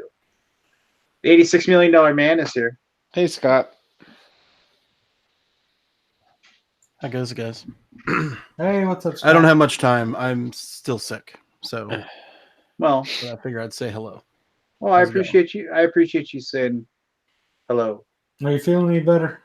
He just kept I saying guess he I'm doesn't feel feeling better, but it's better than last week. Like you last week sound was just okay. death. Yeah. Oh no, it's bad. It's like it's starting to go into my ear. This ear, like I could barely hear you. I don't know, whatever. That sucks. How did you guys avoid this, man? I didn't. I was sick. Oh, I didn't. I had like Jesus 3 fucking days of Christ. like just being out of it. I had one night. Congested. The last Alaboom, I got done. I was so cold because like the basement of my house is way cold. It's like a good 15 degrees colder. I was so cold. I went upstairs and I told my wife, I was like, I'm just gonna sleep on the couch because I don't want you to get what I got. And I remember I laid down on the couch. I put a blanket over me, and I was my arms wouldn't get warm, and so like I literally got another blanket, put that over me, and then I pulled like a kid. I pulled my shirt up and like I pulled my hands inside my shirt and just sat there, and like finally I started to warm up, like about after laying there for like an hour. No, I've gone through the gamut of like all kinds of weird problems. Like so the very first day when we flew home on Monday, I noticed I was coughing just like, like a little, like very, very like slight. And then it's been downhill ever since then. Yeah. Like, with the worst cough. I mean, I can't get rid of it. Mine's just the congestion. I've taken antibiotics. I've taken cough syrup. It's a fucking super plague. Mm-hmm. Plus, the fucking fever. Did you get the fever, Lance? Yeah, I had the fever. I only had the fever for 1 I think night. I had the fever for like 7 days. Oh, wow. Like today is like I got the fever. I feel like I don't fever for the flavor of a Pringles. I got the fever. You got a fever? Anyway. I got the fever. Fucking A, man. How did we get this? Who was sick? Who was patient zero? No clue. There was 20,000 I didn't notice anybody coughing. I thought everybody felt like nobody was complaining like, oh, I'm so sick. Like nothing. Like I got none of that from anyone. Well, Joel, Eddie, and Rob, they don't go a day without like consuming like that emergency every single day. Yep, I did too. I got my own little power pack. Yeah, well, apparently did you a lot of good. But the emergency stuff is only preventative. If you start it too late, it doesn't help you. I constantly was sanitizing my hands. I was drinking water. I washed my hands a lot. Like anytime I went to the bathroom, like I was just, I washed my hands for like a good minute. Like 10 people will come and go while I'm standing there. Like that means you're assuming it's not airborne. Mm-hmm.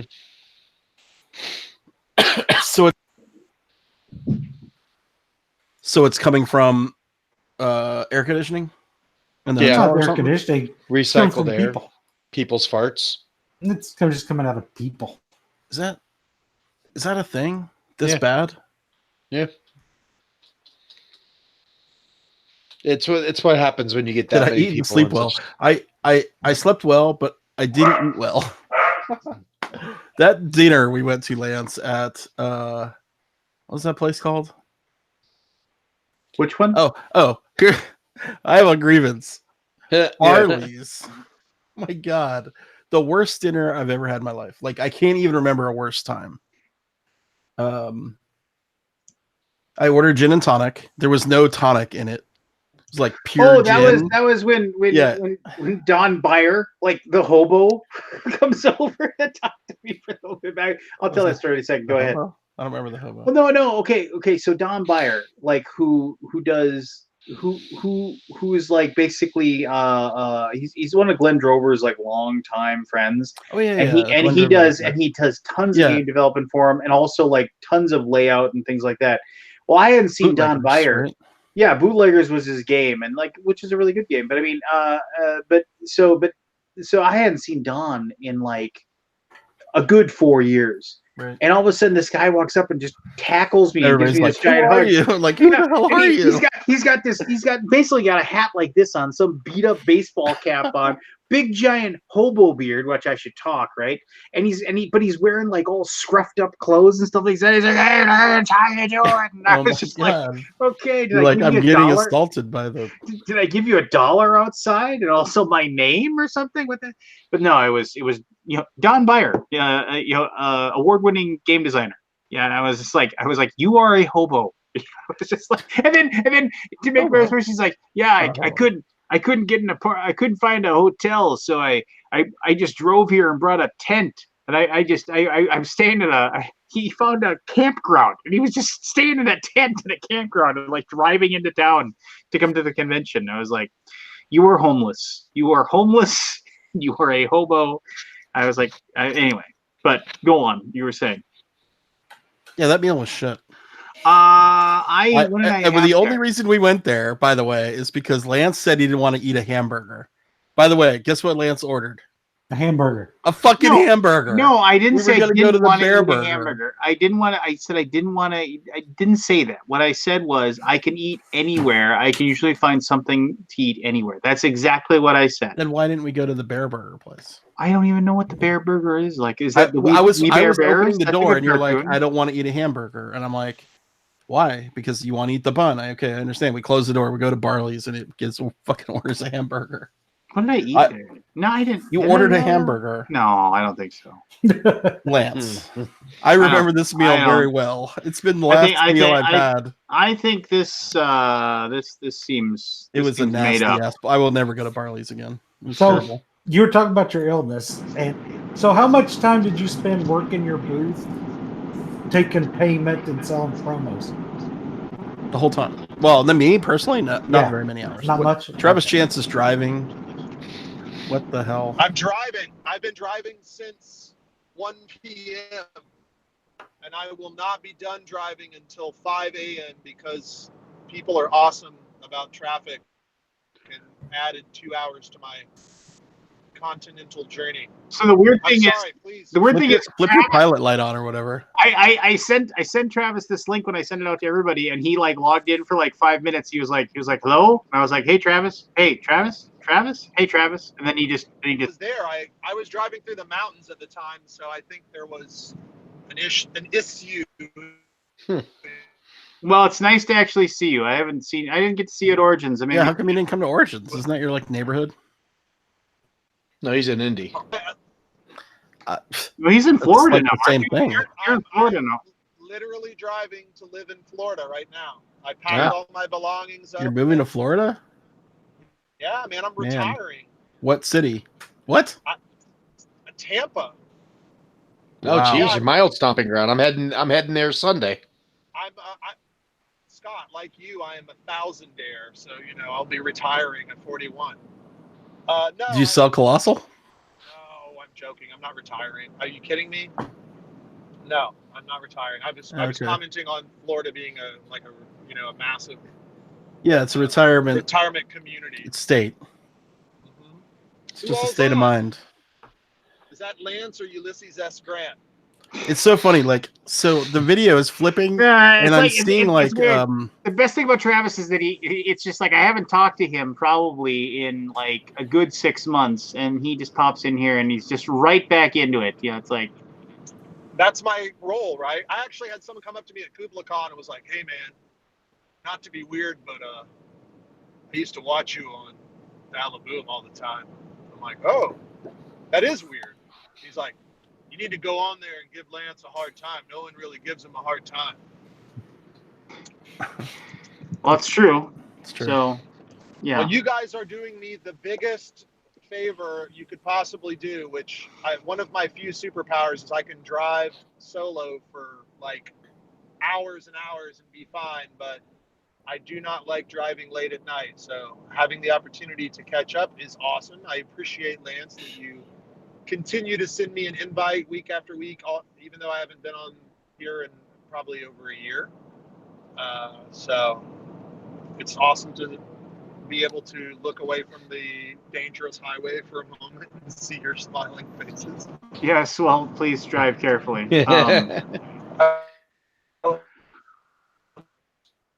My goal is to die on the show. I want to be the first fatality and then become a cautionary tale, Okay. That's it. That would not be We're good. probably going to go back to tunnel. I'm going to go back to tunnel rat mode. What? Is that okay? That you can't really. That We could just see the lights. Can you see? Can you see? No. Just do whatever is best for you to stay safe. I think is the goal you should be having right now. If that makes sense. I'm going to be a disembodied. I'm going to be a disembodied voice with twinkling light coming off my glasses. So why Tampa? It's why Tampa? My lady friend lives. Makes sense. Oh, that's right. That's right. Well, that and my family all lives there, 45 minutes away. So my grandmother, my mother, my sisters, my father. One-legged Carl. They all live there. One-legged Carl. It's not bad. I can tell you where all the cool places are. Mhm. My life is very different now than it was a year ago. So I've lost 80 pounds. I am very active. So I grew up in Florida. I hated Florida. I grew up in Central Florida. I went to high school in Orlando, and I despised Florida, and I did everything I could to. The moment I could leave, I left when I was out of school, and I find myself enjoying it now. So Yeah, it's an acquired taste. I will I mean, never move back. there's no culture. I probably wouldn't move back either. I mean, I'd never say never, but I lived there for almost 38 years, and I'm very happy now not living in Florida. Jesus, how old are you, Pete? 46. Oh wow, you left. So, did you jump on like a freight train when you were 8 years old and like join the circus or something? No, no, no, no. My grandfather retired down there, and my mom had me when I was young, so she just moved down with him. So I lived in Florida when I was like 2, and then moved to South Carolina like 7 years ago. So, Yeah. but yeah, Florida was great when I was growing up, but it just got too crowded, too congested, and very expensive. Yeah. I live not far from you. I was in St. Yeah. I Pete, mean, it's Clearwater. Yeah. I live. You know the Courtney Campbell Causeway? Causeway, Yep. the bridge that goes over to Clear. Yep. Yeah. I live on Rocky Point, that little outcropping right by the airport. Oh, okay. Yep. Yeah. I mean, I live right on the water. It's awesome. I walk out my door and I can see the bay. Yep, that's a pretty cool area right there. I'm actually It's going to be fine. there I this still weekend. think We're driving to St. Pete, Clearwater on Sunday, and staying in St. Pete for 3 days before we go to Dice Tower. So we'll be over in Clearwater, Seminole area. Oh, cool. Hmm. Well, that'll be That awesome is- that I get to see you. Mm-hmm. I will be there. Are you going to Dice? Is anyone else going to Dice Tower Con? Is anyone else I going? think to I'm the Dice only Tower? one out of this group. I will not be in attendance. Mm-hmm. Not going. How was Origins? Origins was good.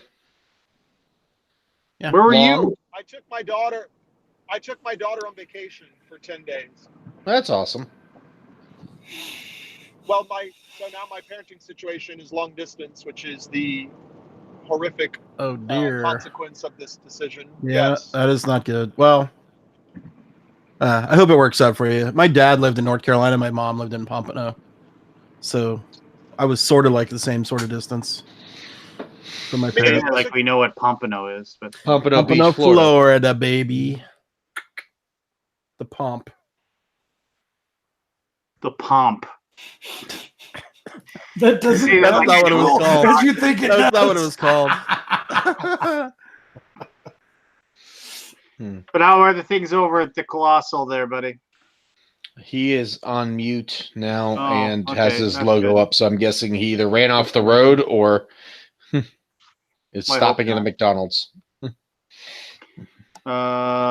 So, Aldi, have you hit the What- Steam sale yet? Oh yeah, I bought a bunch of stuff today. What'd you get? I bought. Me and Keith got the Pathfinder game.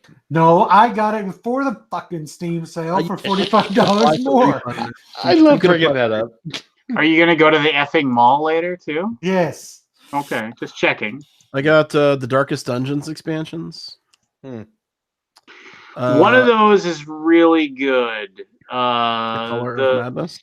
The Color of Madness I liked. I did not enjoy the bigger one, which was like this blood thing, which was like it just I don't mind a game being tough, but when you get the blood curse in your characters and you have to go, I just didn't like that at all. It just made it so it was like, oh good, I get to take even longer to complete this game now. You know, so I was annoyed. I'm sorry. That was my dad calling me to make sure I wasn't dead. That was nice. Is your dad still live with the one crazy guy that was living in his next door? No, I got to meet him though. I got to meet Kuba. Yeah. The best part of meeting him was that he was in front of us going into my dad's subdivision at the gate, and he had his arm hanging out the window. And Lindsay, my Lady friend. Yeah, she hates that term. She goes, that guy's got old muscles. Like you could tell he used to be. An Olympic boxer many years ago, and I got to meet him briefly. So, Interesting. but no, my dad just lives with his wife who looks like Tanya Harding. Well, which Tanya Harding? Like the skater Tanya Harding, or the 8 Miles of Bad Road Tanya Harding? I'm the ice skater Tanya. Oh, that's not bad. You could do worse. Yeah. Well, my dad's afraid because he has a mustache that he looks like the Jeff Gillooly or whatever the guy's name was. That would be him. Maybe it was him in the video. My dad didn't realize that his wife looked like Tanya Harding until recently. Nice. Anyway, this isn't about me. You guys talk. I would love to listen.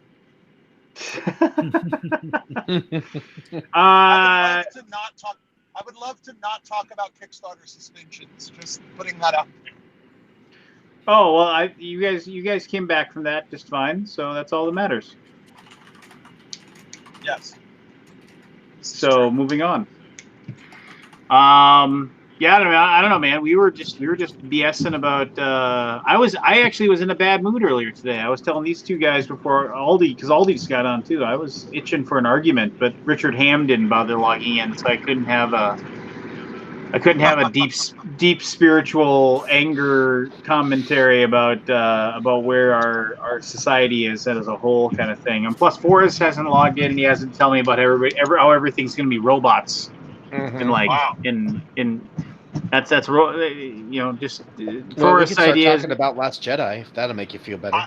See, the thing is that you hate The Last Jedi just as much as I do. So I don't know why you feel the need to try to bait something. I never said I hate The Last Jedi. I just didn't love it. You said you and Keith, for that matter, is in the same camp as like you did not think the movie was good. I'm not alone. No, but there's a difference between not thinking it's good and hating damn Star Wars they ever made. Yeah, I got a topic for you. It's an old topic, but I finally finished Game of Thrones last night. Finally. What was going on with that last episode, guys? Last season, you mean? The fast forward button was firmly depressed. Yep. They're on to Star Wars. I couldn't believe the final scene with the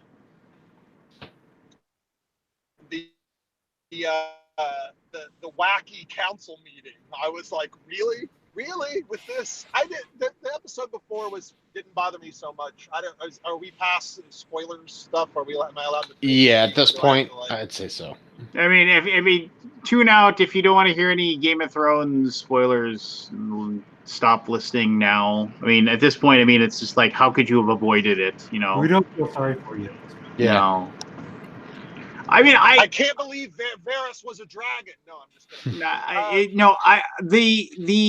The whole thing ended fine for me. A lot of people were just like, this is horrible. I can't believe it. I don't know, man. I was just kind of like, I think maybe I was just exhausted.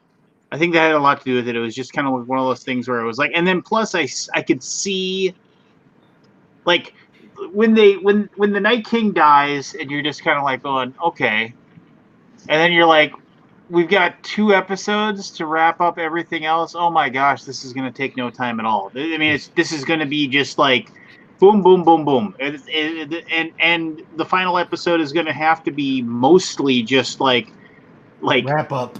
Talking it out. Yeah, just talking it out. So I was just kind of like, whatever.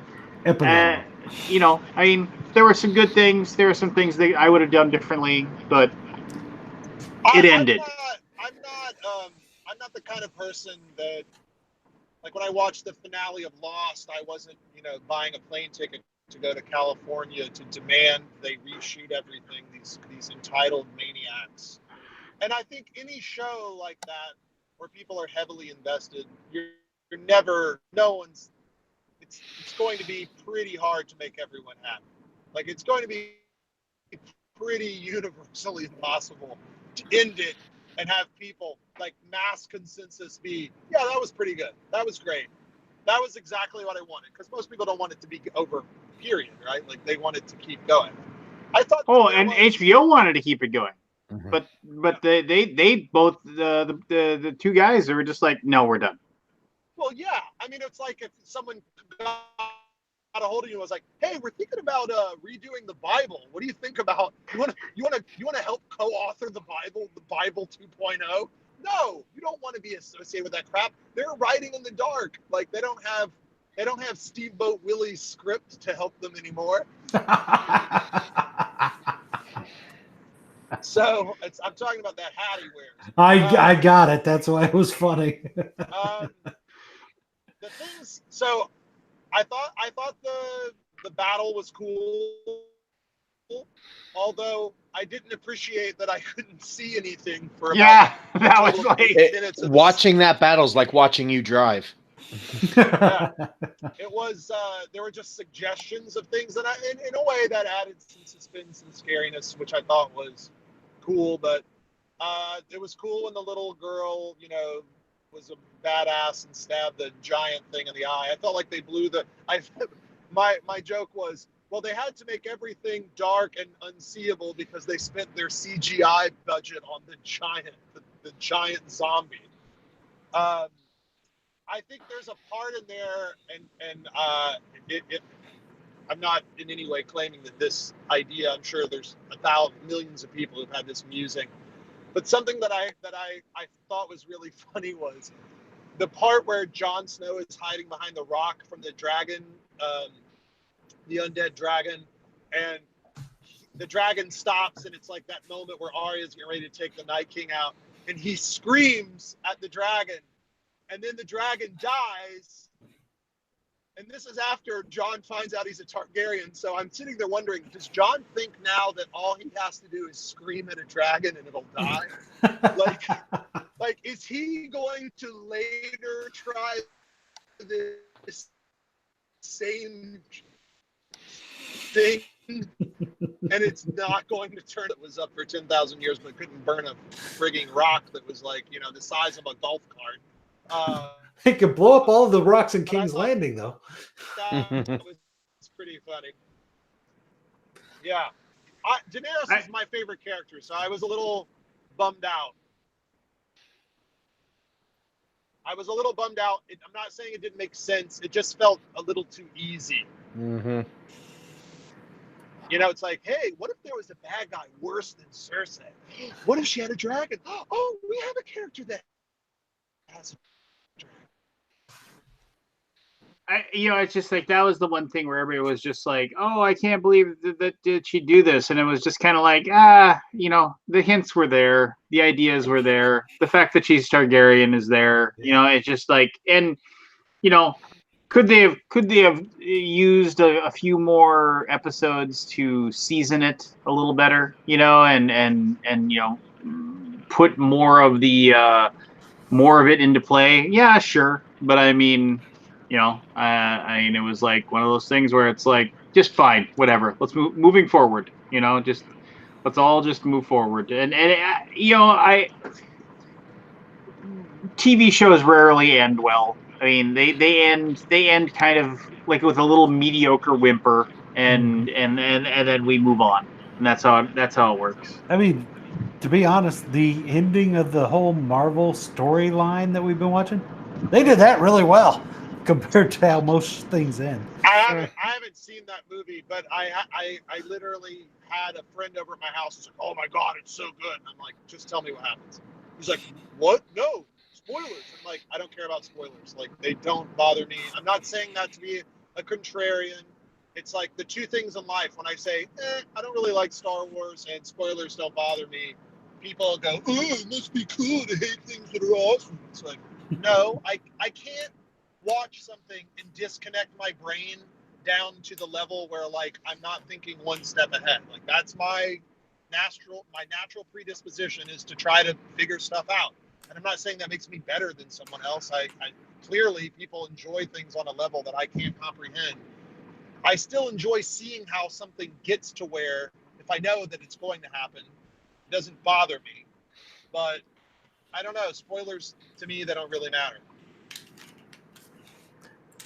I think I actually enjoyed the memes about the last episode better than the last episode. And my absolute favorite was it showed the Unsullied sailing off, right? To their island or where Oh they're yeah, going. yeah, I saw that one. And the next scene's like, and the next panel says, "Hey, John, we're just kidding. You can stay."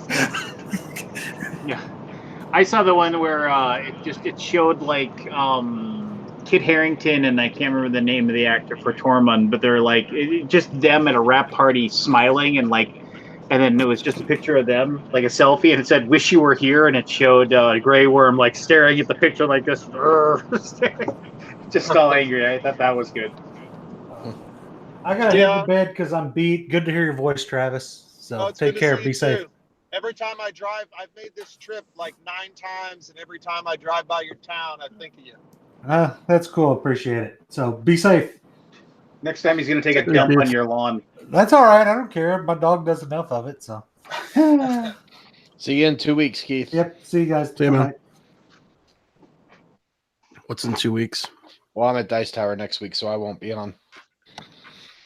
Wait, what's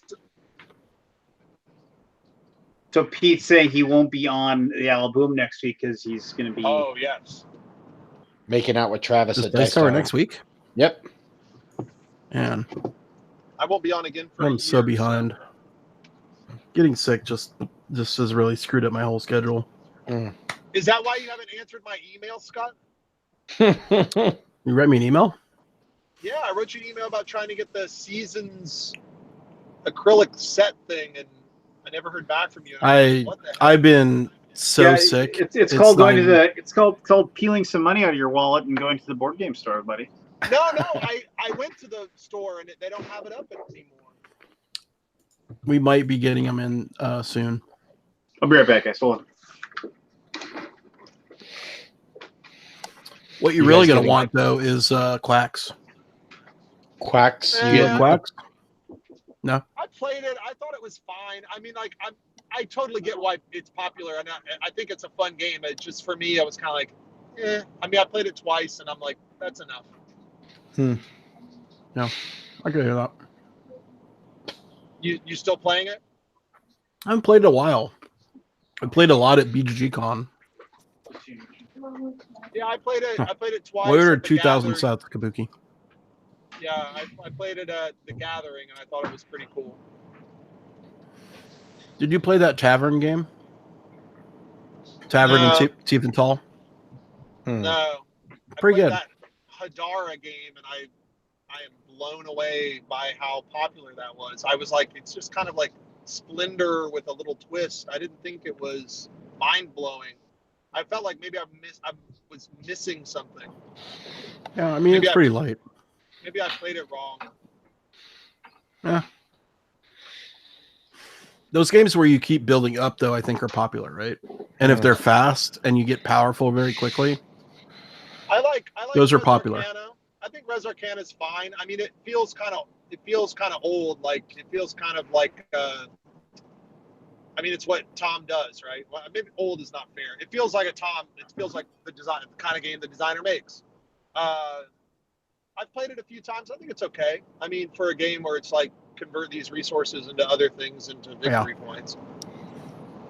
I don't get why people are like, they're like, oh my god, I've never played an engine builder like. It's like, well, just play some of his other games. Have you ever played Race for the Galaxy? Yeah, have you ever played Race for the Galaxy? I guess the thing with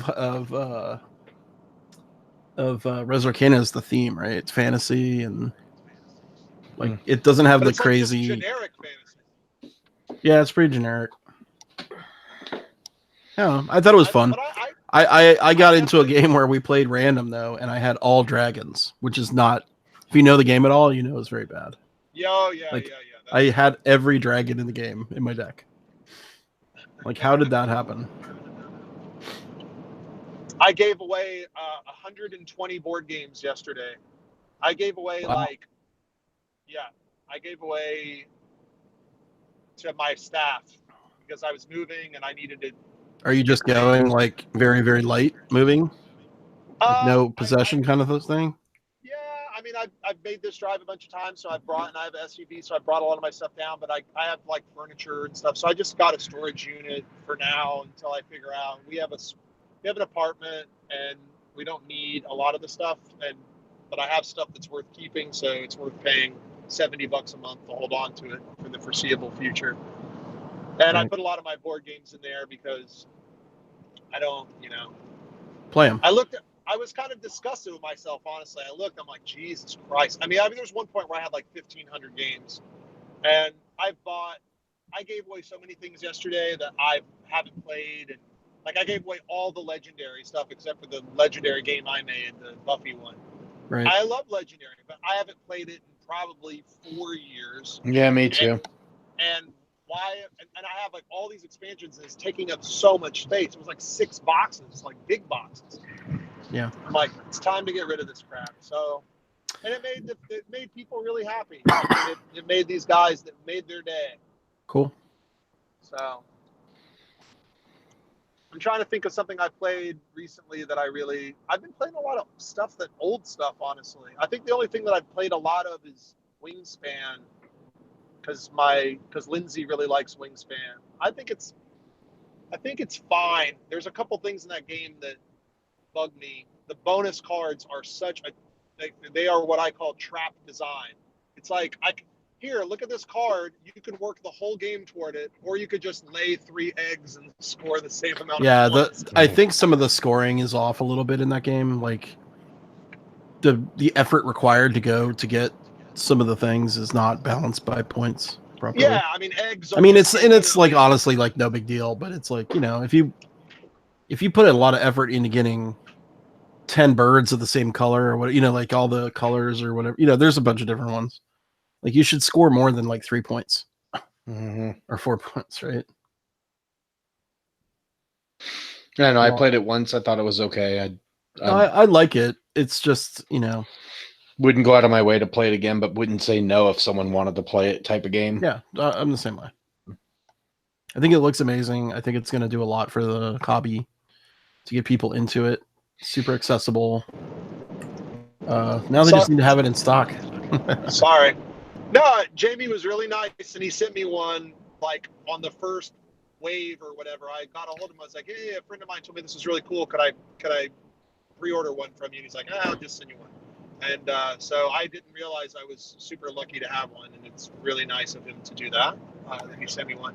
But I played that game like 15 times, and I mean, there's not a lot of games I can say I played 15 times. That is a lot of times. Mm-hmm. I think it's fine. I don't think it's a bad game at all. I think it's kind of a little above introductory level. It's like there's some rules there.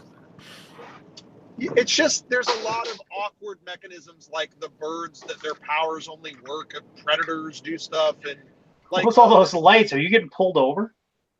No, other people are getting pulled over. I'm Travis or Chance. I don't get pulled over. Now I only get pulled over in like 5 minutes. No, I think there's some fun stuff. I've definitely played it, and I've gotten an engine that worked, and it was awesome. But I've played more games where my engine is not doing awesome things. What game are you talking about? Wingspan. Oh, just eggs. Just eggs. Just eggs. Exactly. The eggs are so like there's that sort of iterated triangle. Cards, resources, eggs. Eggs are infinitely more valuable than those other 2 resources. Thank you. What about food? You need food to put a bird out. You just make sure you have enough food. But all your actions, if you aren't getting food, should be to just get eggs. I mean, it's Scott. It's terminal. Well, it's terminal. I mean, it's not like there's a lot of there's not a lot of actions in the game, right? No, for sure. But I think the problem is you need the resources early, and you need cards. I think the thing that makes me the most mad about that game is the setup, where it's like, here's 5 cards. Welcome to your first game of this. Yeah.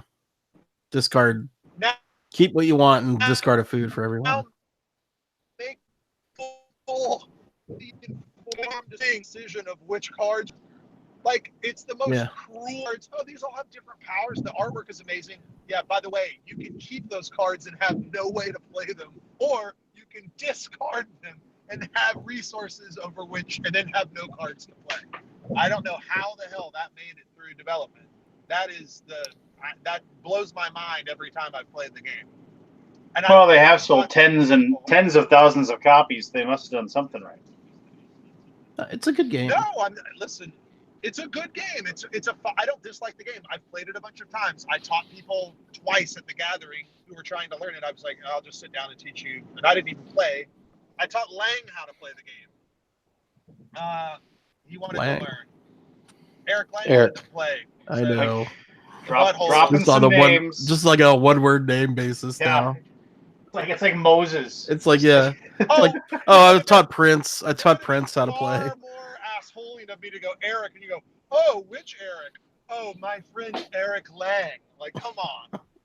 I'm not going to create a bunch of unnecessary steps to talk about a person. Or you could just say, I sat down and taught Eric Lang the game. That's I'm saying because by saying Lang, you are like it's Lang. I actually had more to tell about why I was referencing him and how the experience played out, but since everyone's jumping on victim blame. I guess I will just sit here and eat my crow. So Travis, I joined your cool club, and I've dropped 85 pounds. So no, what I was going to tell you is, if you've played games with Eric and you think he's not even playing games with Eric, I'm assuming you all have. You guys have been in the industry far longer than I have. I'm just gonna let that one go, guys. God, I want to say the F word. Why?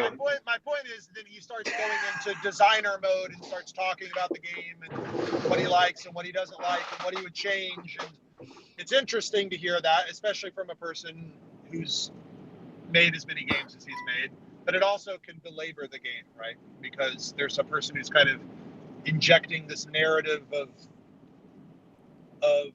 editorial narrative into the experience while other people are just trying to play. And I am not part of any cool club. Don't you worry that I have reduced my life down to very, very few people. I pretty much hang out with 2 9-year-old girls who are the daughters. You go to jail for that. Yeah, you're not letting me finish sentences here. 9-year-old Lindsay's girls, her twins. I play games with the twins and Lindsay, and because I'm playing games with them, I play a lot of like cockroach poker, and I played through the Harry Potter deck builder legacy thing again. I played it like when it first came out because we were talking about doing a legacy game at that point, and I played it through, and it's really fun to play a game with kids that age who love the theme. It makes the experience 1,000 times more awesome, which Lance, you have kids in that age bandwidth, so I'm sure that's something you're used to. But my daughter's only 5, so playing Rhino Hero and having her knock it over because she's mad isn't really the most fun thing I've ever done. Am I just blowing everyone's mind by being rude, or? I just got nothing to say to that. So, well, we missed you at Origins. I was gonna say, can you guys tell me about Origins? What happened at Origins? Anything cool? It was pretty straightforward for us. I mean, we showed up, we live streamed for 8-10 hours a day, and went to eat and went to bed. Last year was the year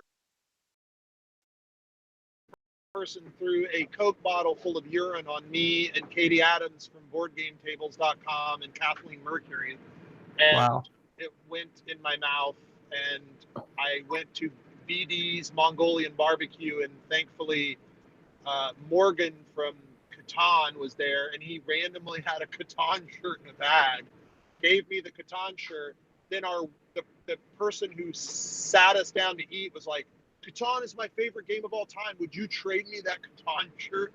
So I traded my Catan shirt for a BD's Mongolian. So I had 3 shirts, one of which was covered in urine and in like a 20-minute time frame. That was Wow. one of the grossest things that's ever happened to me in my life. I went to BD's Mongolian barbecue this year. I like Origins, but it's just too long. It's a long show. We got there on Monday night, set up all day on Tuesday, and then started Wednesday morning. It's And then by the end, Sunday night, I could barely walk. I walked. So I had tired. a day last year where I walked 32,000 steps at Origins. That's Wow. at All my walking. stride is almost 16 miles. Like, I mean, the main reason was I was at an off-site hotel that was pretty far, and I insisted on walking. It was like a mile-ish and a half each way, like way down on whatever high street or whatever it is. But I feel like what happens at Origins is you're like, oh, it's Origins, awesome. Like, it's low-key enough that you can actually hang out and play games. And then you wake up on Friday and you're like, I kind of feel like I already did everything, and I have to be here for 3 more days. Yeah. And I have to miss Father's Day if I have a child. Yeah, I It's a long actually flew show. home Sunday morning, so I wasn't going to miss it. Right. So I did We, not miss it this year. We had a good time, though. We had a good team. Everybody, really pulled together to do whatever needed to be done. It was busy. Like, we were selling stuff in the store nonstop. Like, never stopped. I didn't So- go to BGG. I didn't go to BGG Fall last year either, which was a first in 5 years. I was just traveled out, and we had holiday plans, and with 3 kids, it's just things are more complicated to kind of coordinate. So I think like a couple weeks beforehand, I was just like, I'm not going to go. So, and I'm not just saying this because it's your show, but I always have treated that as kind of the end of the year wrap up, for whoever I'm working with. Right. Well, now it's you got a big giant PAX Unplugged convention to go to after that. So I went to that. I went to honestly that this don't year. know how publishers do it. Like, if I was in that position of having to go to 15 shows a year, whatever it is, I think I would kill myself. Well, so in 2014, It's so much work. You would end your life. No, I would not end my life, Lance. I'm being hyperbolic. Oh, okay. I just want to make sure. But I was worried. going to shows is so draining. The travel, the fucking hotel, the shitty By food. day 2 at Origins, I was like, I want to be home. I was like, screw this. This sucks. How do you make a living that way? You Man. don't. Not very easily. There are some people that thrive on it, though, man. Sure, I get it. I mean, I see it on Facebook every week. I'm at who's going to blah blah blah. Raise your hand. Like, who's going to blah blah blah. I'm like, how do you people do it? I did. I want to go to who's going to blah blah blah. I mean, name the convention, right? There's one every week. I went to Dice Tower West to Gamma to South by Southwest back to back. 10 days I was gone straight. 6 flights. And There then must be something to it, right? Like, you're a numbers guy. I know you're working with numbers guys. Like, have they done the math on these things So to here's make here's it worth to see if it's actually worth it? I got a lot of theories about this, and some of them aren't exactly good. But I mean, I think for a lot of people, it is one. It is a lot of people are going, who's going to blah blah blah. It's like this is their. I took vacation away from my real job, and now I'm going to go do this. And this is my way. I'm gonna blow off steam for a week. I'm gonna eat out. I'm gonna go about publishers, drinking. though. Well, I'm talking about their- publishers that's as their well. job. I'm That's talking their about job. no. There's many. It's very few publishers who are the ones that are able to do this as their main job, and they don't do anything else. I mean, heck, Ben at Floodgate Games, only in the last year did he finally quit his real job. And I mean, so it's like, and he's got Sagrada money coming in. So I mean, Oh, Sagrada money, yeah. Well, That's a big one. Yeah, no. are you being sarcastic or what? No. Because I Okay. didn't remember what Floodgate Games did. Yeah. So okay. So it's like most of them are like, this is my week. I'm gonna go out and I'm gonna be drinking and I'm gonna be hanging out with people and I'm gonna be playing games and it's gonna be awesome. And But no, I'm talking about the work conventions. But Aren't they working? Yeah, of course they're working, but it's also like you're done at 6, and then you're out doing whatever it is that you're doing. I wish I was young Yeah. again, man. Like I have no concept of what that is anymore, I guess. I am Mr. Go back to my room and go to sleep now. I would just like I don't want to be up. I mean, oh, it's getting close to midnight. I'm turning into a pumpkin. I'm going to sleep. We all also got to get up at 7 a.m. to get to the fucking hall on time. Yeah. Like who can go drinking? Mm-hmm. Someone with more power than me. The young bucks do that, right? Like Yeah, they the go young out bucks. and rage, and then they're like playing games until 5 a.m. and then waking up feeling like crap and grinding for free. Like people who volunteer and stuff. I mean, listen, in 2014, I spent the night in the cardiac unit the day before the doors opened at Origins because I went to 7 shows in 9 weeks. Right. And I was dehydrated. I was so dehydrated that my veins were collapsed. Like they couldn't get a needle in my arm. I was having a panic attack, Wow. and I didn't realize it. I had exhaustion symptoms, and I ended up having a $5,000 hospital bill after insurance because I had to stay in the cardiac unit and have them put those freaking things on my legs to make sure I was getting circulation. And Right. I mean, it sucked, and that I burned myself out. And this was like my first real year making money working in the industry, and we went to everything. Now the advantage that Nick and I had with Action Phase is we only had a couple games at that point. We could put everything in my SUV, and me and him could go, and we just did everything. So we were like our first Gen Con, we made $28,000. We made $28,000. Right. Now our costs were $1,500. 27,000. Yeah. Yeah. That's what I'm saying. I know you work for money. I know you work for numbers guys now, or work with. Do those guys do the math on all this stuff and be like, we sold X, it's more profitable. We spent Y. It's more profitable to own the convention than it is to attend the convention. Well, and the whole thing is that yeah. if you don't go, you're not. I mean, that's your. James Matthew stopped going to conventions like 5 years ago. It's I think you look at companies like CMON, and who have a lot of products. They have a lot of high ticket item products. I don't know the financials of CMON. I just know that when they go to a show, they have an amazing looking booth. They have tons of stuff. You can pick up stuff that maybe is harder to get.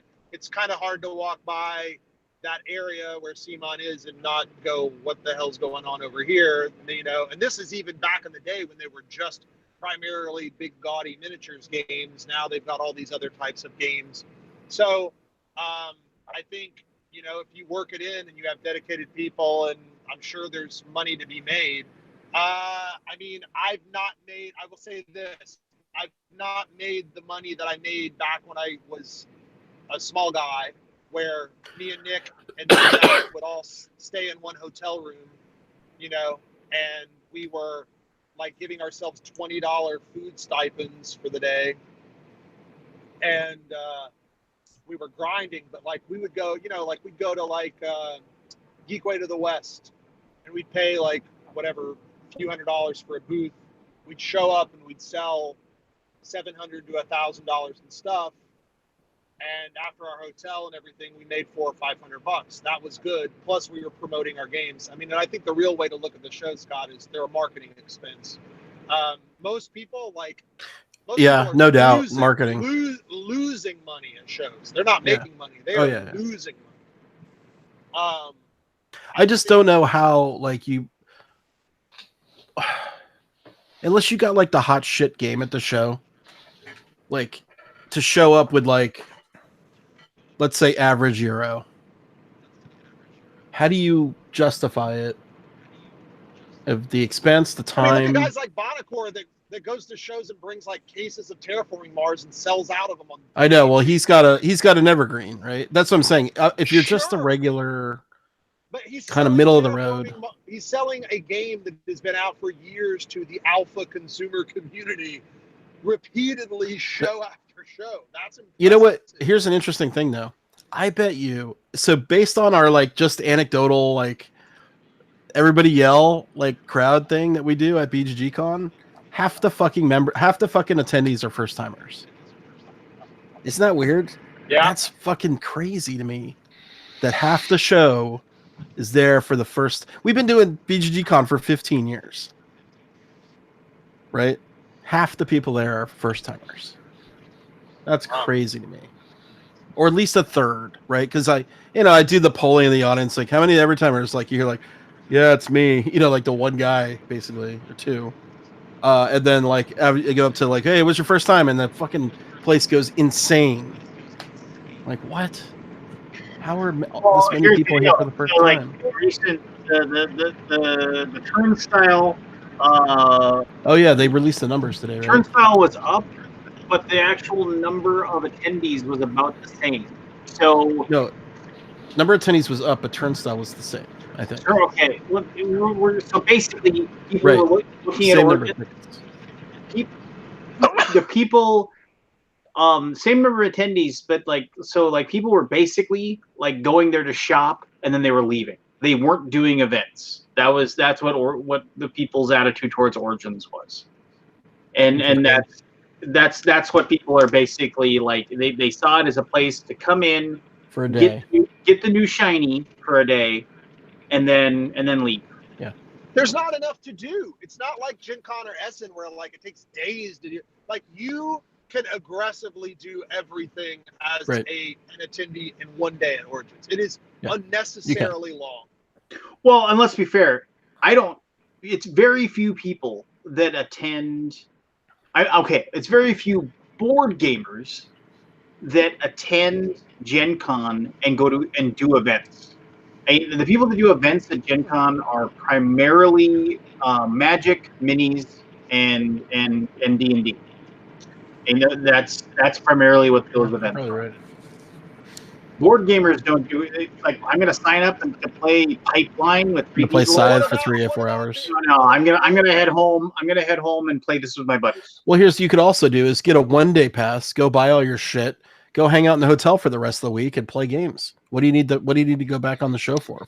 I never play games at shows. I never play games at shows. All I do is meetings. Oh. No, it sucks. Like at Essen, at least it's cool because every time I'm doing a meeting, it's with a person from a different country. And I do that awful thing that Americans do where like you take on the affectations of whoever you're talking to. I don't do that anymore. Oh my God. That's Eric Martin though. Watch Eric Martin. Thing. He's very like he'll talks be talking like that. Yeah, like a British person. It'll be like, let me throw this in the bin real quickly. Yeah. Oh so God. Conventions that happen at convention centers to me are very uncomfortable, right? They're uncomfortable places to be in. Like to walk around the show, like what do you do after you're done walking? Where do you go? Like there's tables, but they're just plain wooden table, right? In the giant arc light old convention center. Like to me, that just sucks. Have you guys been to KublaCon? I went for 10 years straight. I went to it for the first time this year. And I thought it was 5 years ago. I thought it was pretty great. Like the hotel was really nice and it felt very friendly. I played a ton of games, which I never do. I never ever. And I'm always like, the thing I always get made fun of for at shows is because I'll play Time's Up because Time's Up's easy. And it's like, usually if you're in a group, you can coax the people into going and playing Time's Up and you can stay in your group, right? So Time's Up is kind of like the perfect game for that. Right. The con situation. It doesn't require much when someone's effort. like, hey, we should sit down and play Anachrony tonight. I'm like, cool. Fuck no. I'm mentally exhausted. You want me to play some grindy ass Euro game at 3 a.m? Thanks, but no thanks. Well, that's just it. It's like, okay, you're gonna sit down and play like some big game. It's like somebody was like, "Oh, I'll teach you pipeline." I was like, I don't want to learn pipeline right now. If I'll it's teach after you, 10 p.m. and it's not time's up, I'm not interested. I'll teach you I'm getting- Emperor's Choice at midnight. I'm Oh. getting gasoline, guys. I'm getting gasoline. July 9th, Deluxify. Wait, what's up? Is there one? Do you have something under Kickstarter right now? Us? No. Yeah. Dragon's Interest shut down. Oh, it already finished. Nope, July 9th, baby. Yeah. Anyway, here's the deal. What I'm trying to say is, I wouldn't go to these conventions unless there was a business reason.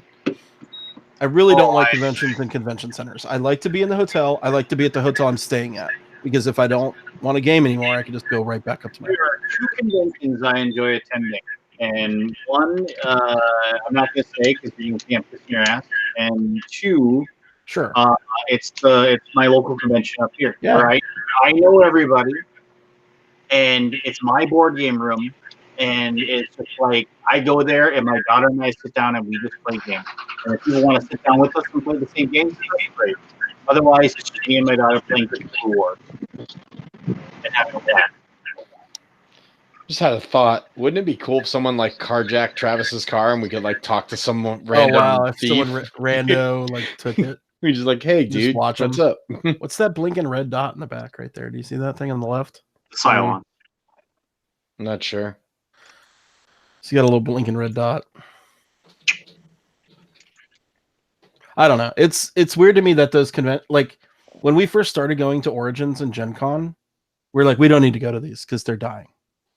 Right? Like we just stopped 15 years ago. Mm-hmm. There was no point. There was no board games there. There was very little of anything. And then somehow in the past 15 years, and I don't know how this happened, it's all board games and nothing Mhm. but board games. Like what I'm happened? kind of wondering when Comic-Con's going to turn the page and when San Diego Comic-Con's going to go from pop culture and toys and collectibles games. to board games, because its board game presence is growing slowly, very slowly, but slowly every year. From the first year I went a couple years ago, where it was just like one room that was the size of maybe like the Glasscock room, to now it's becoming almost to the point where they're going to give it its own like little mini hall. So Wow, yeah. it's growing I slowly. know, I mean, and I'm it's happy still, that the industry's growing, but it's just kind of weird. It's just wacky. Mm. Anyway, the fact that it's growing at these giant conventions, because that means that people enjoy that, and I don't understand it.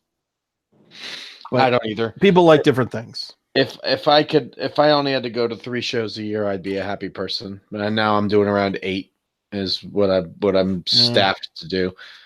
7 or so with the company, and 1 that I do on my own. I mean, I'm looking. So we got Gen Con in like 5 weeks now, right?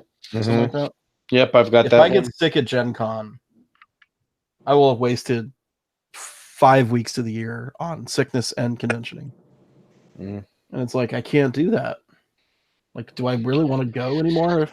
Especially if I'm getting sick as bad as I got this past one. So Kabuki just said something. GMT does 0 conventions. No, that's not true. They do a couple do of a convention. small. They do WBC every year too. and they do Consim World as well, I believe.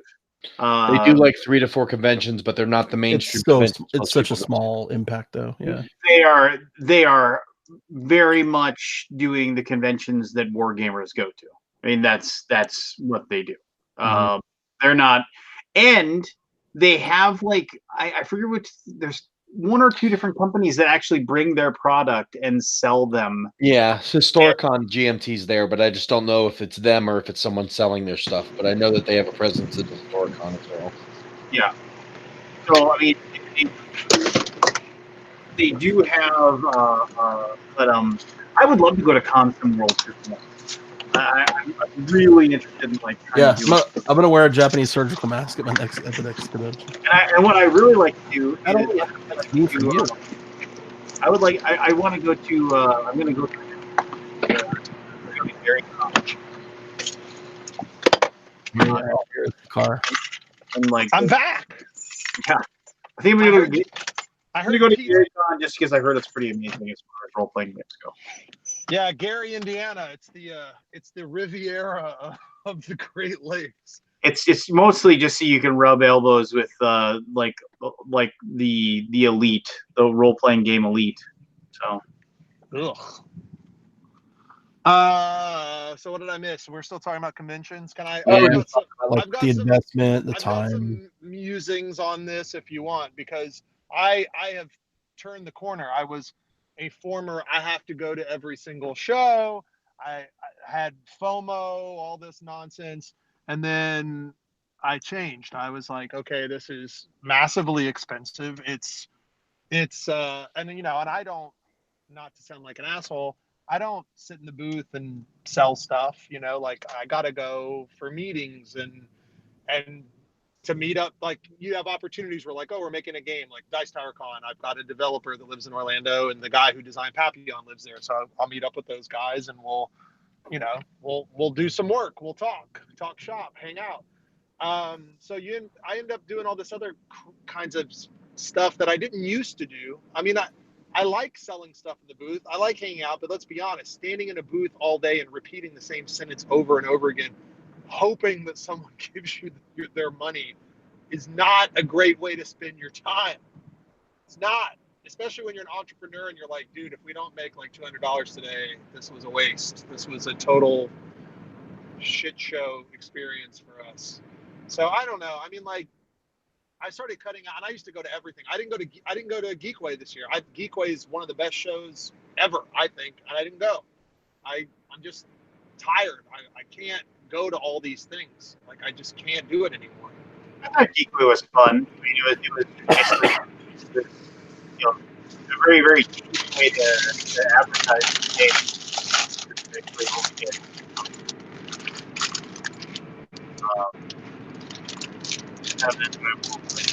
I mean, I'm not working on those.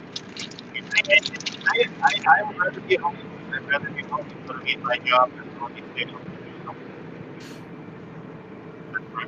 I mean, think about the people at like Gen Con who are just selling like dice pouches that they hand sew. How the hell are those people making any money? I always wonder is the people at like the same booths you see at like so many different conventions, including the Gen Cons, including the Origins, including those things that are just like the weird smattering of all kinds of stuff. You know, like bag, they got nice bag, they got all that kind of crazy stuff, and they're just like, I don't understand. Just like, oh, it's Mel's treasure chest or whatever, and it's like, oh, I'm basically like a local game store, and I took like, something from each shelf, and now I'm here and I'm selling this. I don't know how they make any money because they're they're there to make money. Period. Yeah. I can't imagine how they make any money. Well, the people like cool stuff, premium products. Yeah, cool stuff, or like the guys who show up and discount games from their brick and mortar store. Those guys make out like bandits. I mean, those guys do really well. I don't know. I can't. I don't. I would love to see the numbers because I mean, obviously they wouldn't go if they're losing money, but I would love to see the numbers. Talk about the board game sellers or the yeah. I think so. Oh no, those guys are killing. Those guys are killing it. How they just are. They're selling cheaper games. If you can get every person in that convention to give you $30, I think you'll do fine. Well, but then you can say that about anything. That's like saying if I could everybody I walk by would give me $5. It's just like, but how? It's like I just you go to these conventions. There's no game library. I don't know about the Origins game library. It costs $20, I think, to get in, right? So you don't have any games with you. You have to buy something to play. You go buy a cheap game and you play the game at the convention. Because I'm conventioning, I should be playing games, right? Consumer mentality is I could buy one thing I really like, or I could go over to cool stuff and buy 3 things I might like. And I'm telling you, there's a massive polarity shift when it comes to this. And I saw it with our game Mezzo, where all anyone was talking was about the material value of the game and not even if the game was any good. They're like, right.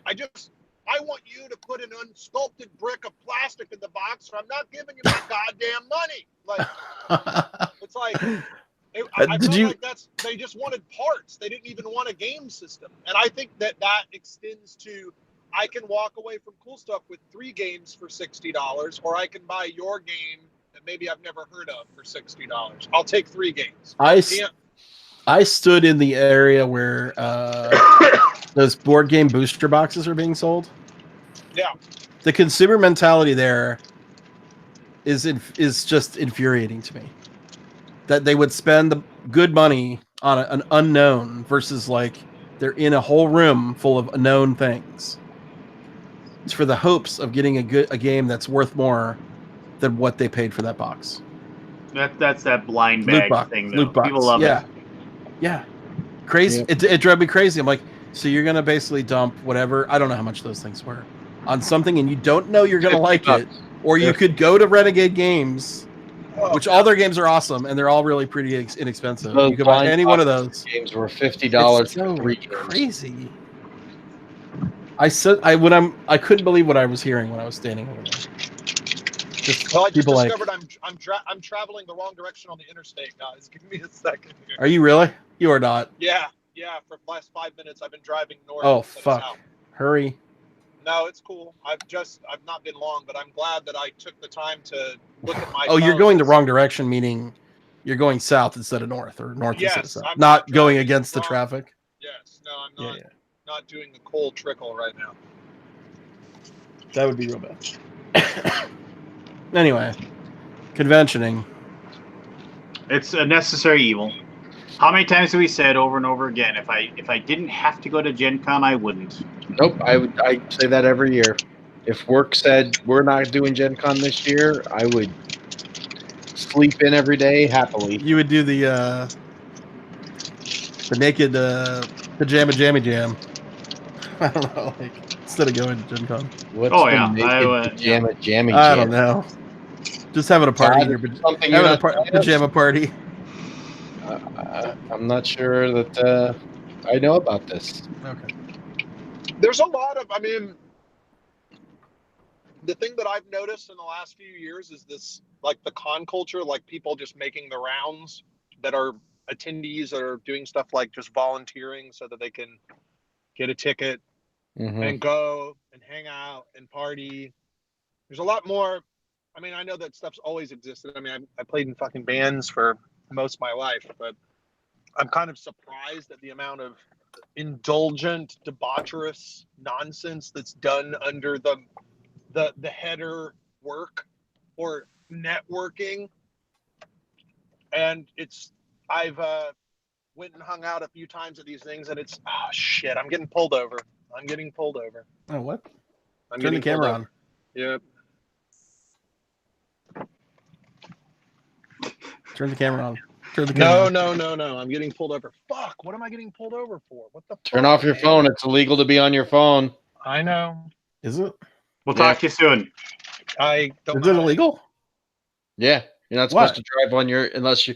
Well, Yeah, hands free. He was hands free though, wasn't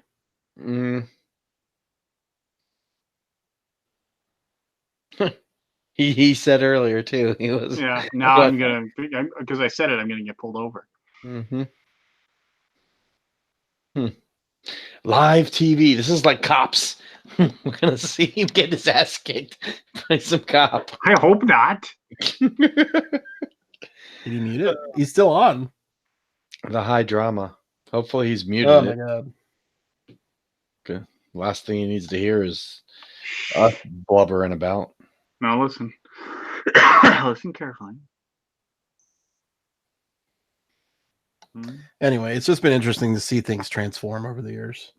From like not needing to go to any conventions. Like we went to Gen Con, we went to Origins, and we went to Gamma trade show, and we're like, we don't need to go to any of these. They're all waste of time.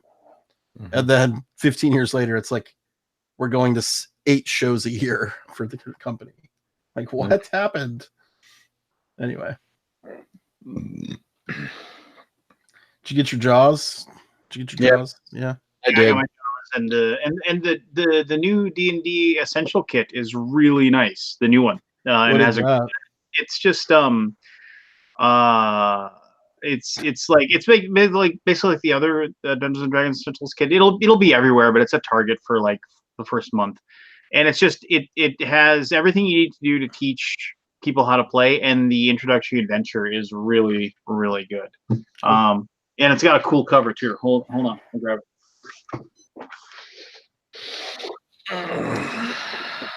What did you buy any games at the Origins, Pete? Besides, I picked up some stuff. I got Yeah. Brook City because they had the full oh Kickstarter. yeah. Have you played it yet? I played it before I bought it, yeah. So I got it because I liked it so much. Okay, cool. I picked up. Let's see, what else did I pick up? I got the vinyl game with all the Oh expansions. yeah, I meant to buy that actually. Yeah, that was cool. Hey, Oh no, it's back. how's it going? It's great. You must not have got ticketed. That was way too quick. I got out of it like I've gotten out of about 15 tickets in my life, and I do the same thing every time, and it works every time. What did they pull you over for? So I got new plates, and because I live in the Midwest, I went to take out my unscrew my plates, and the damn bolts broke off. So to put my plate on, so I took it to a place, and they tried to Dremel it out, and they couldn't because the bolts were so corroded. So I've got my plates taped up in the back of my window, and he couldn't see. I mean, this guy was like on some Barney Fife type shit. He was like, "Hey there, young feller. You mind Where are you? I'm in like southern Georgia right now." He's like, "You mind telling me why I can't see your goddamn plates up in your window?" And I was like, "Sorry." Was it James Hudson? No, because he didn't say I'm just a dumb redneck from Alabama. But that's the James Hudson preface to everything. It is. He's like, "I know I'm just a dumb redneck from Alabama that looks like a UFC champion, but." Anyway, Aldi, here's the new. Oh, okay. So it's a box set. It's just a box set, and but it's got a lot. So of it's cool like the stuff red in box, it, basically, version of D&D. Yeah. Does it have a yeah. module in it? Oh yeah, it has a really good module in it. Okay. And, Cool. and so yeah, it's got a cool cover. So my daughter plays in the get a blue bag of red dice. Catherine that's quite good. And a bunch of but yeah, it's a bunch of cute stuff that makes people how to play D&D. You know, quicker. And it has a pretty sweet DM screen in it as well. That's a pretty nice one. Yeah. That would normally be a $20 product. Yeah. So well worth. I think it was $30. With your Target Red card, you can 5% off or whatever. What's up, Rob? If you don't have a Target Red card, Hey, Scott. Did you get sick at Origins? no, he Yeah? doesn't. No. He's too strong. It's too strong for it. I load up on vitamin C. Human diseases don't translate over to gorilla real well. So Okay, this coming from a guy. I'm not even gonna waste my time with you.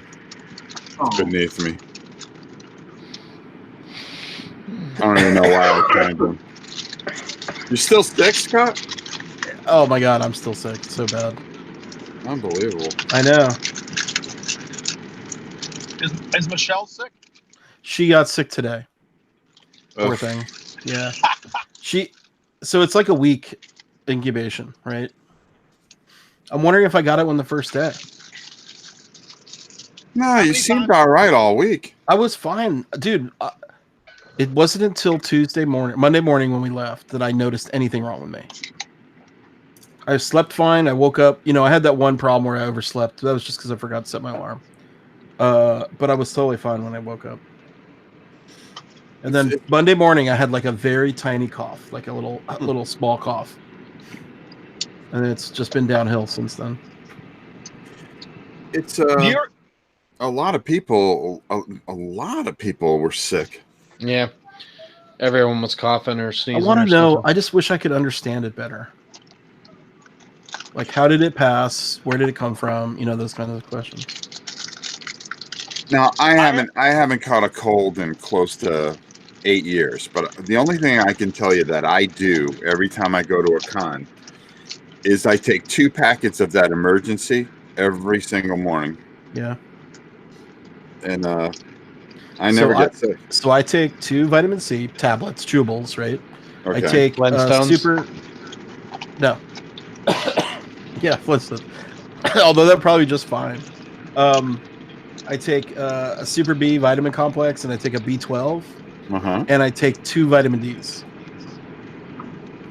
every day. I take that always. And you wear a Magnum condom at all times. I know. I'm always sheathed. And I don't know, man. Such stamina. I don't know. Yeah, it's a virus, I think, because it's a. Thank you. Flu A or flu B? I don't know. Good sleep. I don't know if you guys remember this, but in 2016 at Essen, when I came back, I was sick for 6 months straight. I went to a pulmonologist because I coughed. I could not stop coughing for 6 months. I was just exhausted. And every time I go to the doctor, they'll be like, "Whoa, we can't really find anything wrong with you, but you're definitely sick." So that means it's some kind of viral thing. So the last time I got this sick was Essen, the year that Donald Vaccarino was at Essen for Dominion, because he basically put his shirt over his nose and backed up away from me. Like I was like, I told him I was sick. He goes, "You're sick and you're talking to me?" And he shook my hand. I'm like, "Oh, sorry, I forgot." And I gave him hand sanitizer. And he freaked out. So funny. That's the last time I talked to him. Now, do you get sick often? No. Just at the conventions. So often. Well, I don't remember the last one. I mean, I'm sure someone can remember it for me. But the last maybe convention a year you went to? Yeah, well, no, I know the conventions I've been to, but I don't know what last time I was sick. I've never known you to be sick. Oh, it's happened. I don't get sick often, but when I do, I get really, really sick.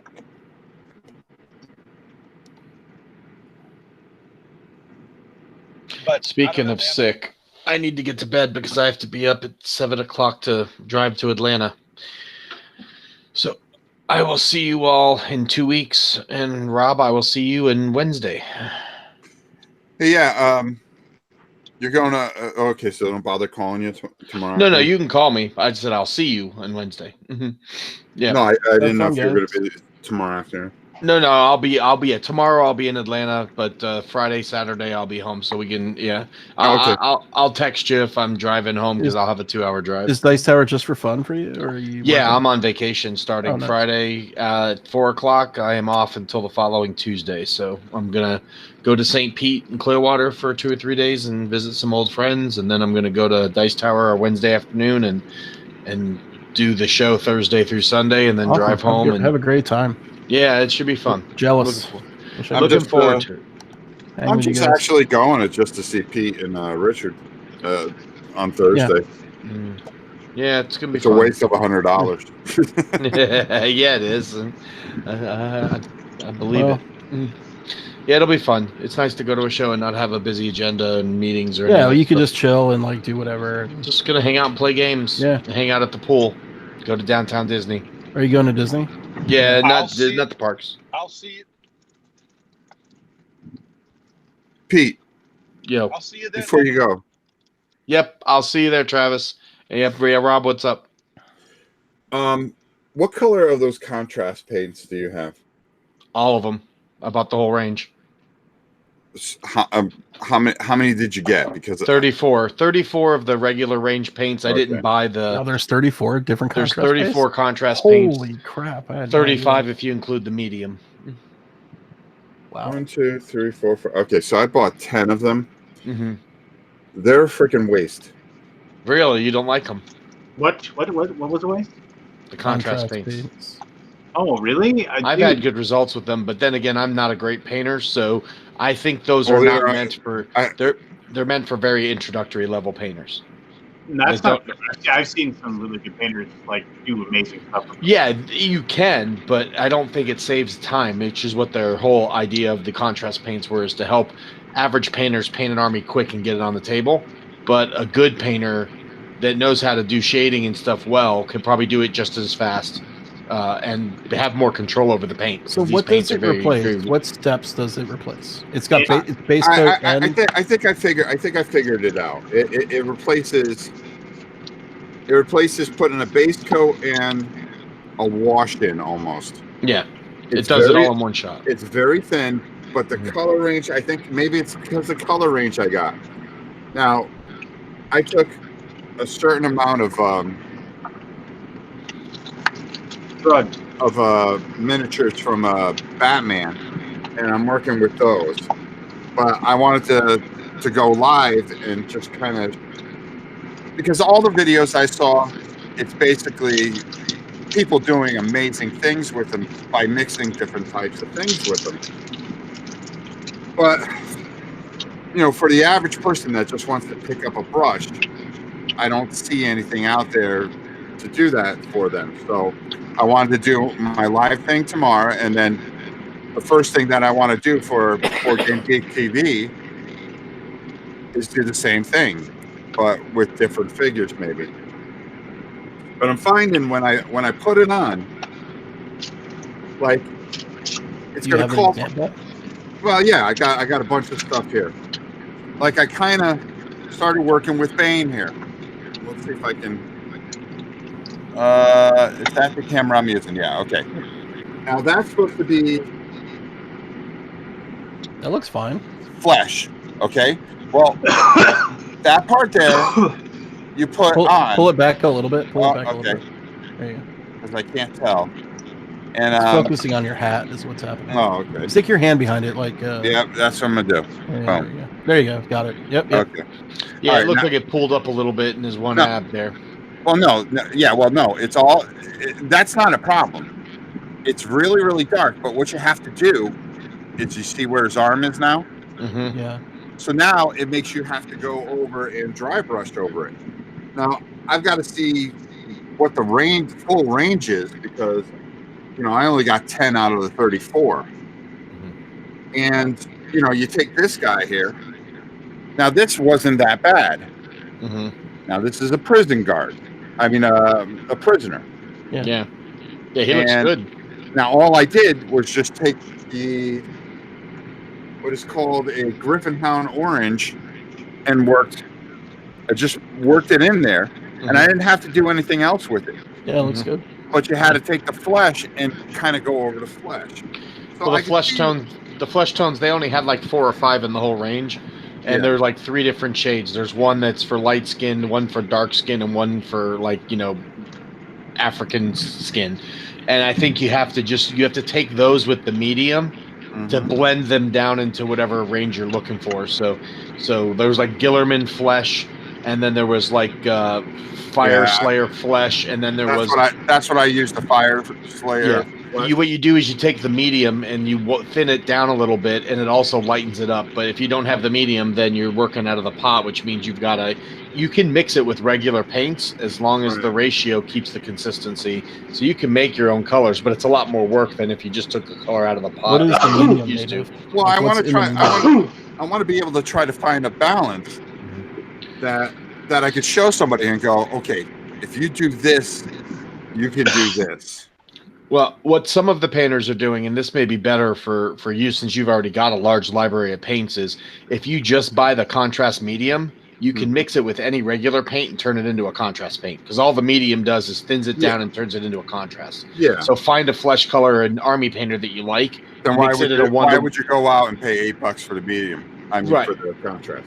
For the contrast, you can just buy the medium and it's in a bigger yeah, bottle yeah. too. It's in like Yeah, a I have a ton 18 of that. milliliter, and just make your own contrast paints, because that's what one of the guys in the videos I was watching did. Is he just bought 4 bottles of medium and turned his entire army painter paints into army painter contrast paint, and used whatever colors he likes and just thinned them out and used them like that. And they worked fine. So That's probably what you would do because you don't need to buy the whole range. You just need to buy a bunch. I'm just gonna go get the rest of the ranges and toy with it in the afternoon, and then go live with it. See, whatever happens. Oh, dude, it's only a couple weeks old, so everyone's experimenting and trying stuff with it. I mean, the only thing I'm gonna mess up is your Batman stuff. That's true. No big whoop. No big whoop. All right, on that note, I'm going to bed. I don't want to hear any more of this. Yeah, No more Batman talk. It's midnight. Yep. I gotta get up early as it is. So All right. What? I gotta drive, man. Well, I'll see you all next week. I'm gonna die. Travis, I'm gonna go hang out with my daughter for a little bit, but when she falls asleep, I'll give you a call. How long have you been driving for? You have a daughter? Yeah. I have been driving since 1 p.m. Eastern time. I've been driving for 12 hours straight. I have gotten out of the vehicle twice for a resounding total of about 16 minutes. How much longer you got to go? 4 hours and 15 minutes. Where are you going?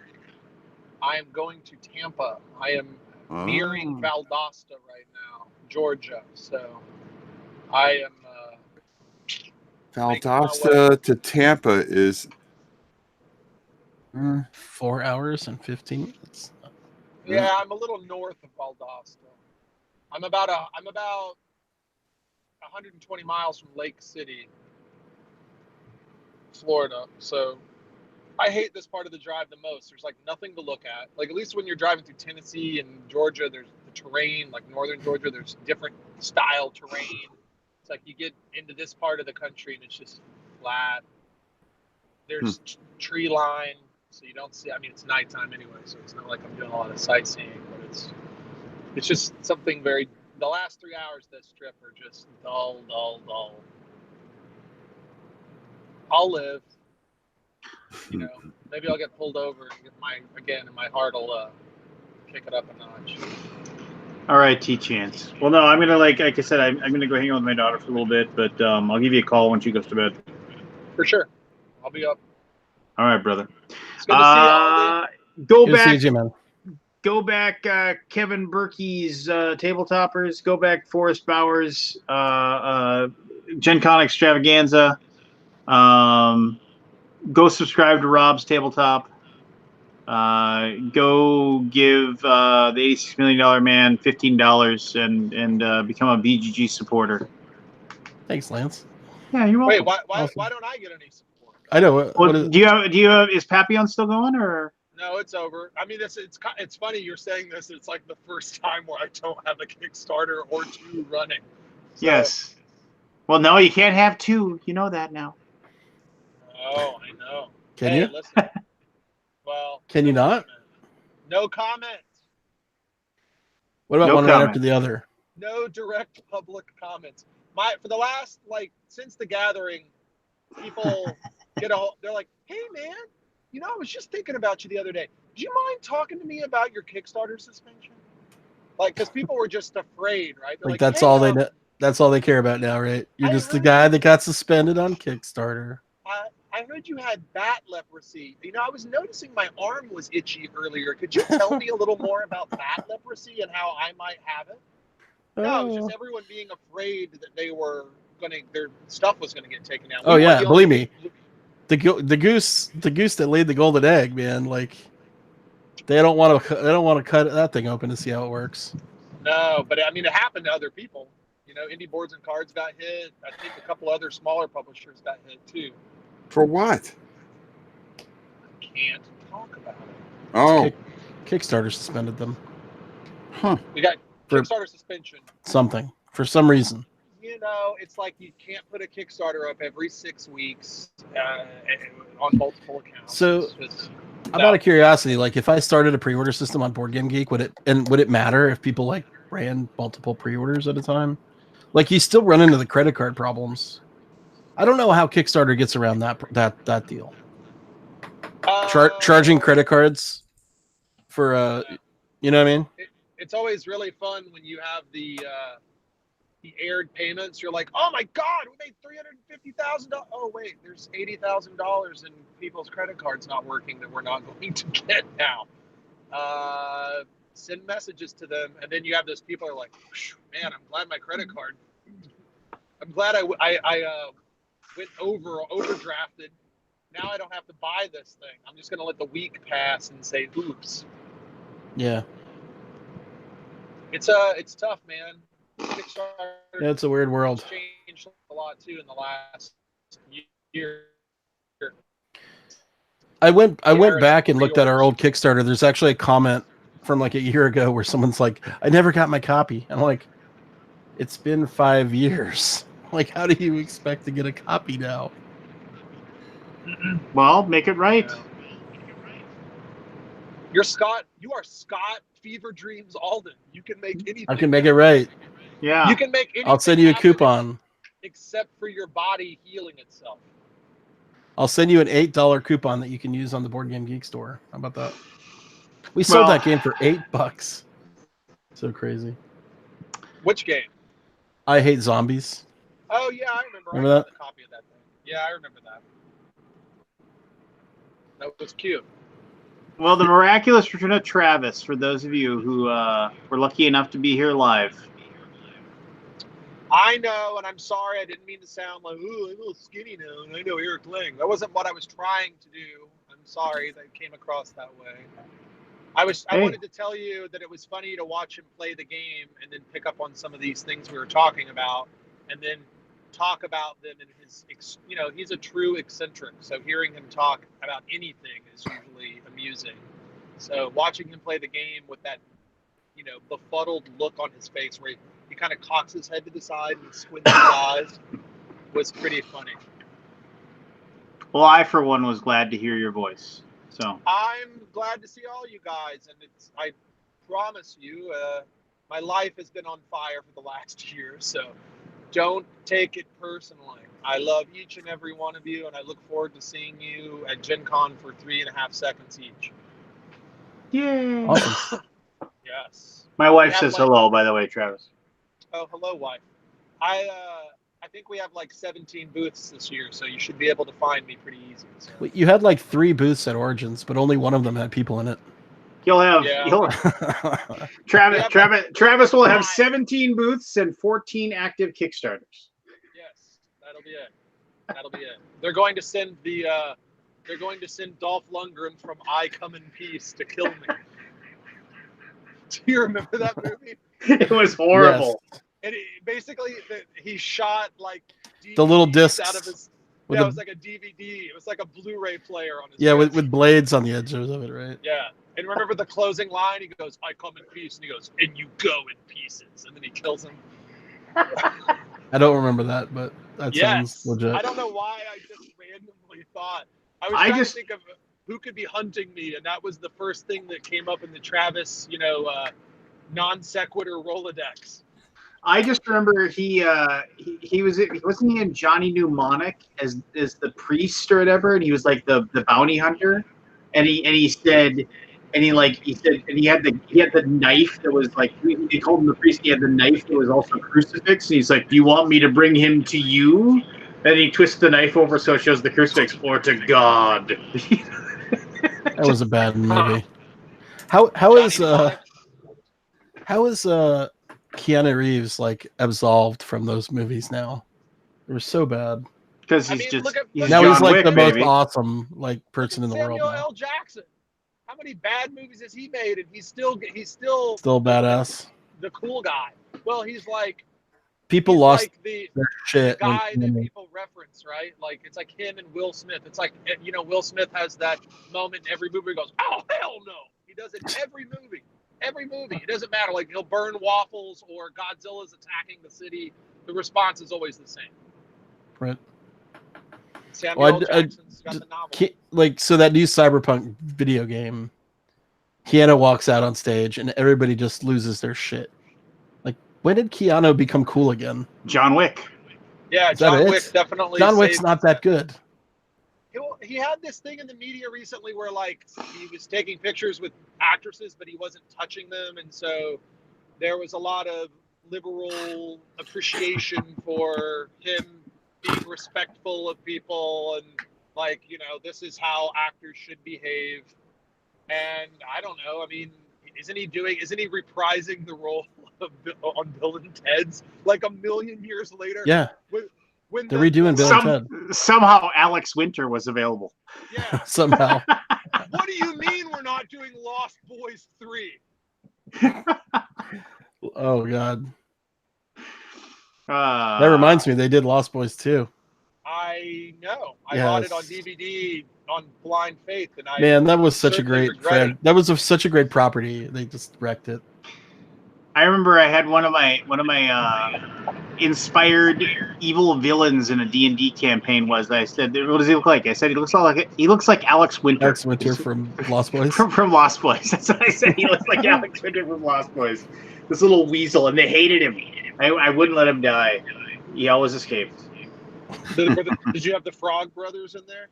No, I just because I couldn't figure out what does this guy look like, and I was like, he looks like Alex Winter from Lost Boys. Just That's ridiculous. I guess he's a Broadway director. That's what he does. He looks like he's had very bad plastic surgery. Hmm. His face sort of looks like on Thanksgiving if like the turkey wasn't good and no one's really eating it and it's been sitting out for like 6 hours and you want turkey but you're looking over and you're like it wasn't good and it's starting to look like an NFL regulation leather type material. And you go over and you grab the knife and you try to work up the willpower to cut into it, and then you start thinking of Alex Winter, and then you don't do it out of respect. That exact feeling that everyone has. And with that, and we will call the June 26th/27th episode of the Alaboom to a close. With that meta. Yay. All right. Good night, everybody. I came back with a boom. Yes, you did. Guys. Talk to you got soon. arrested. Goodbye.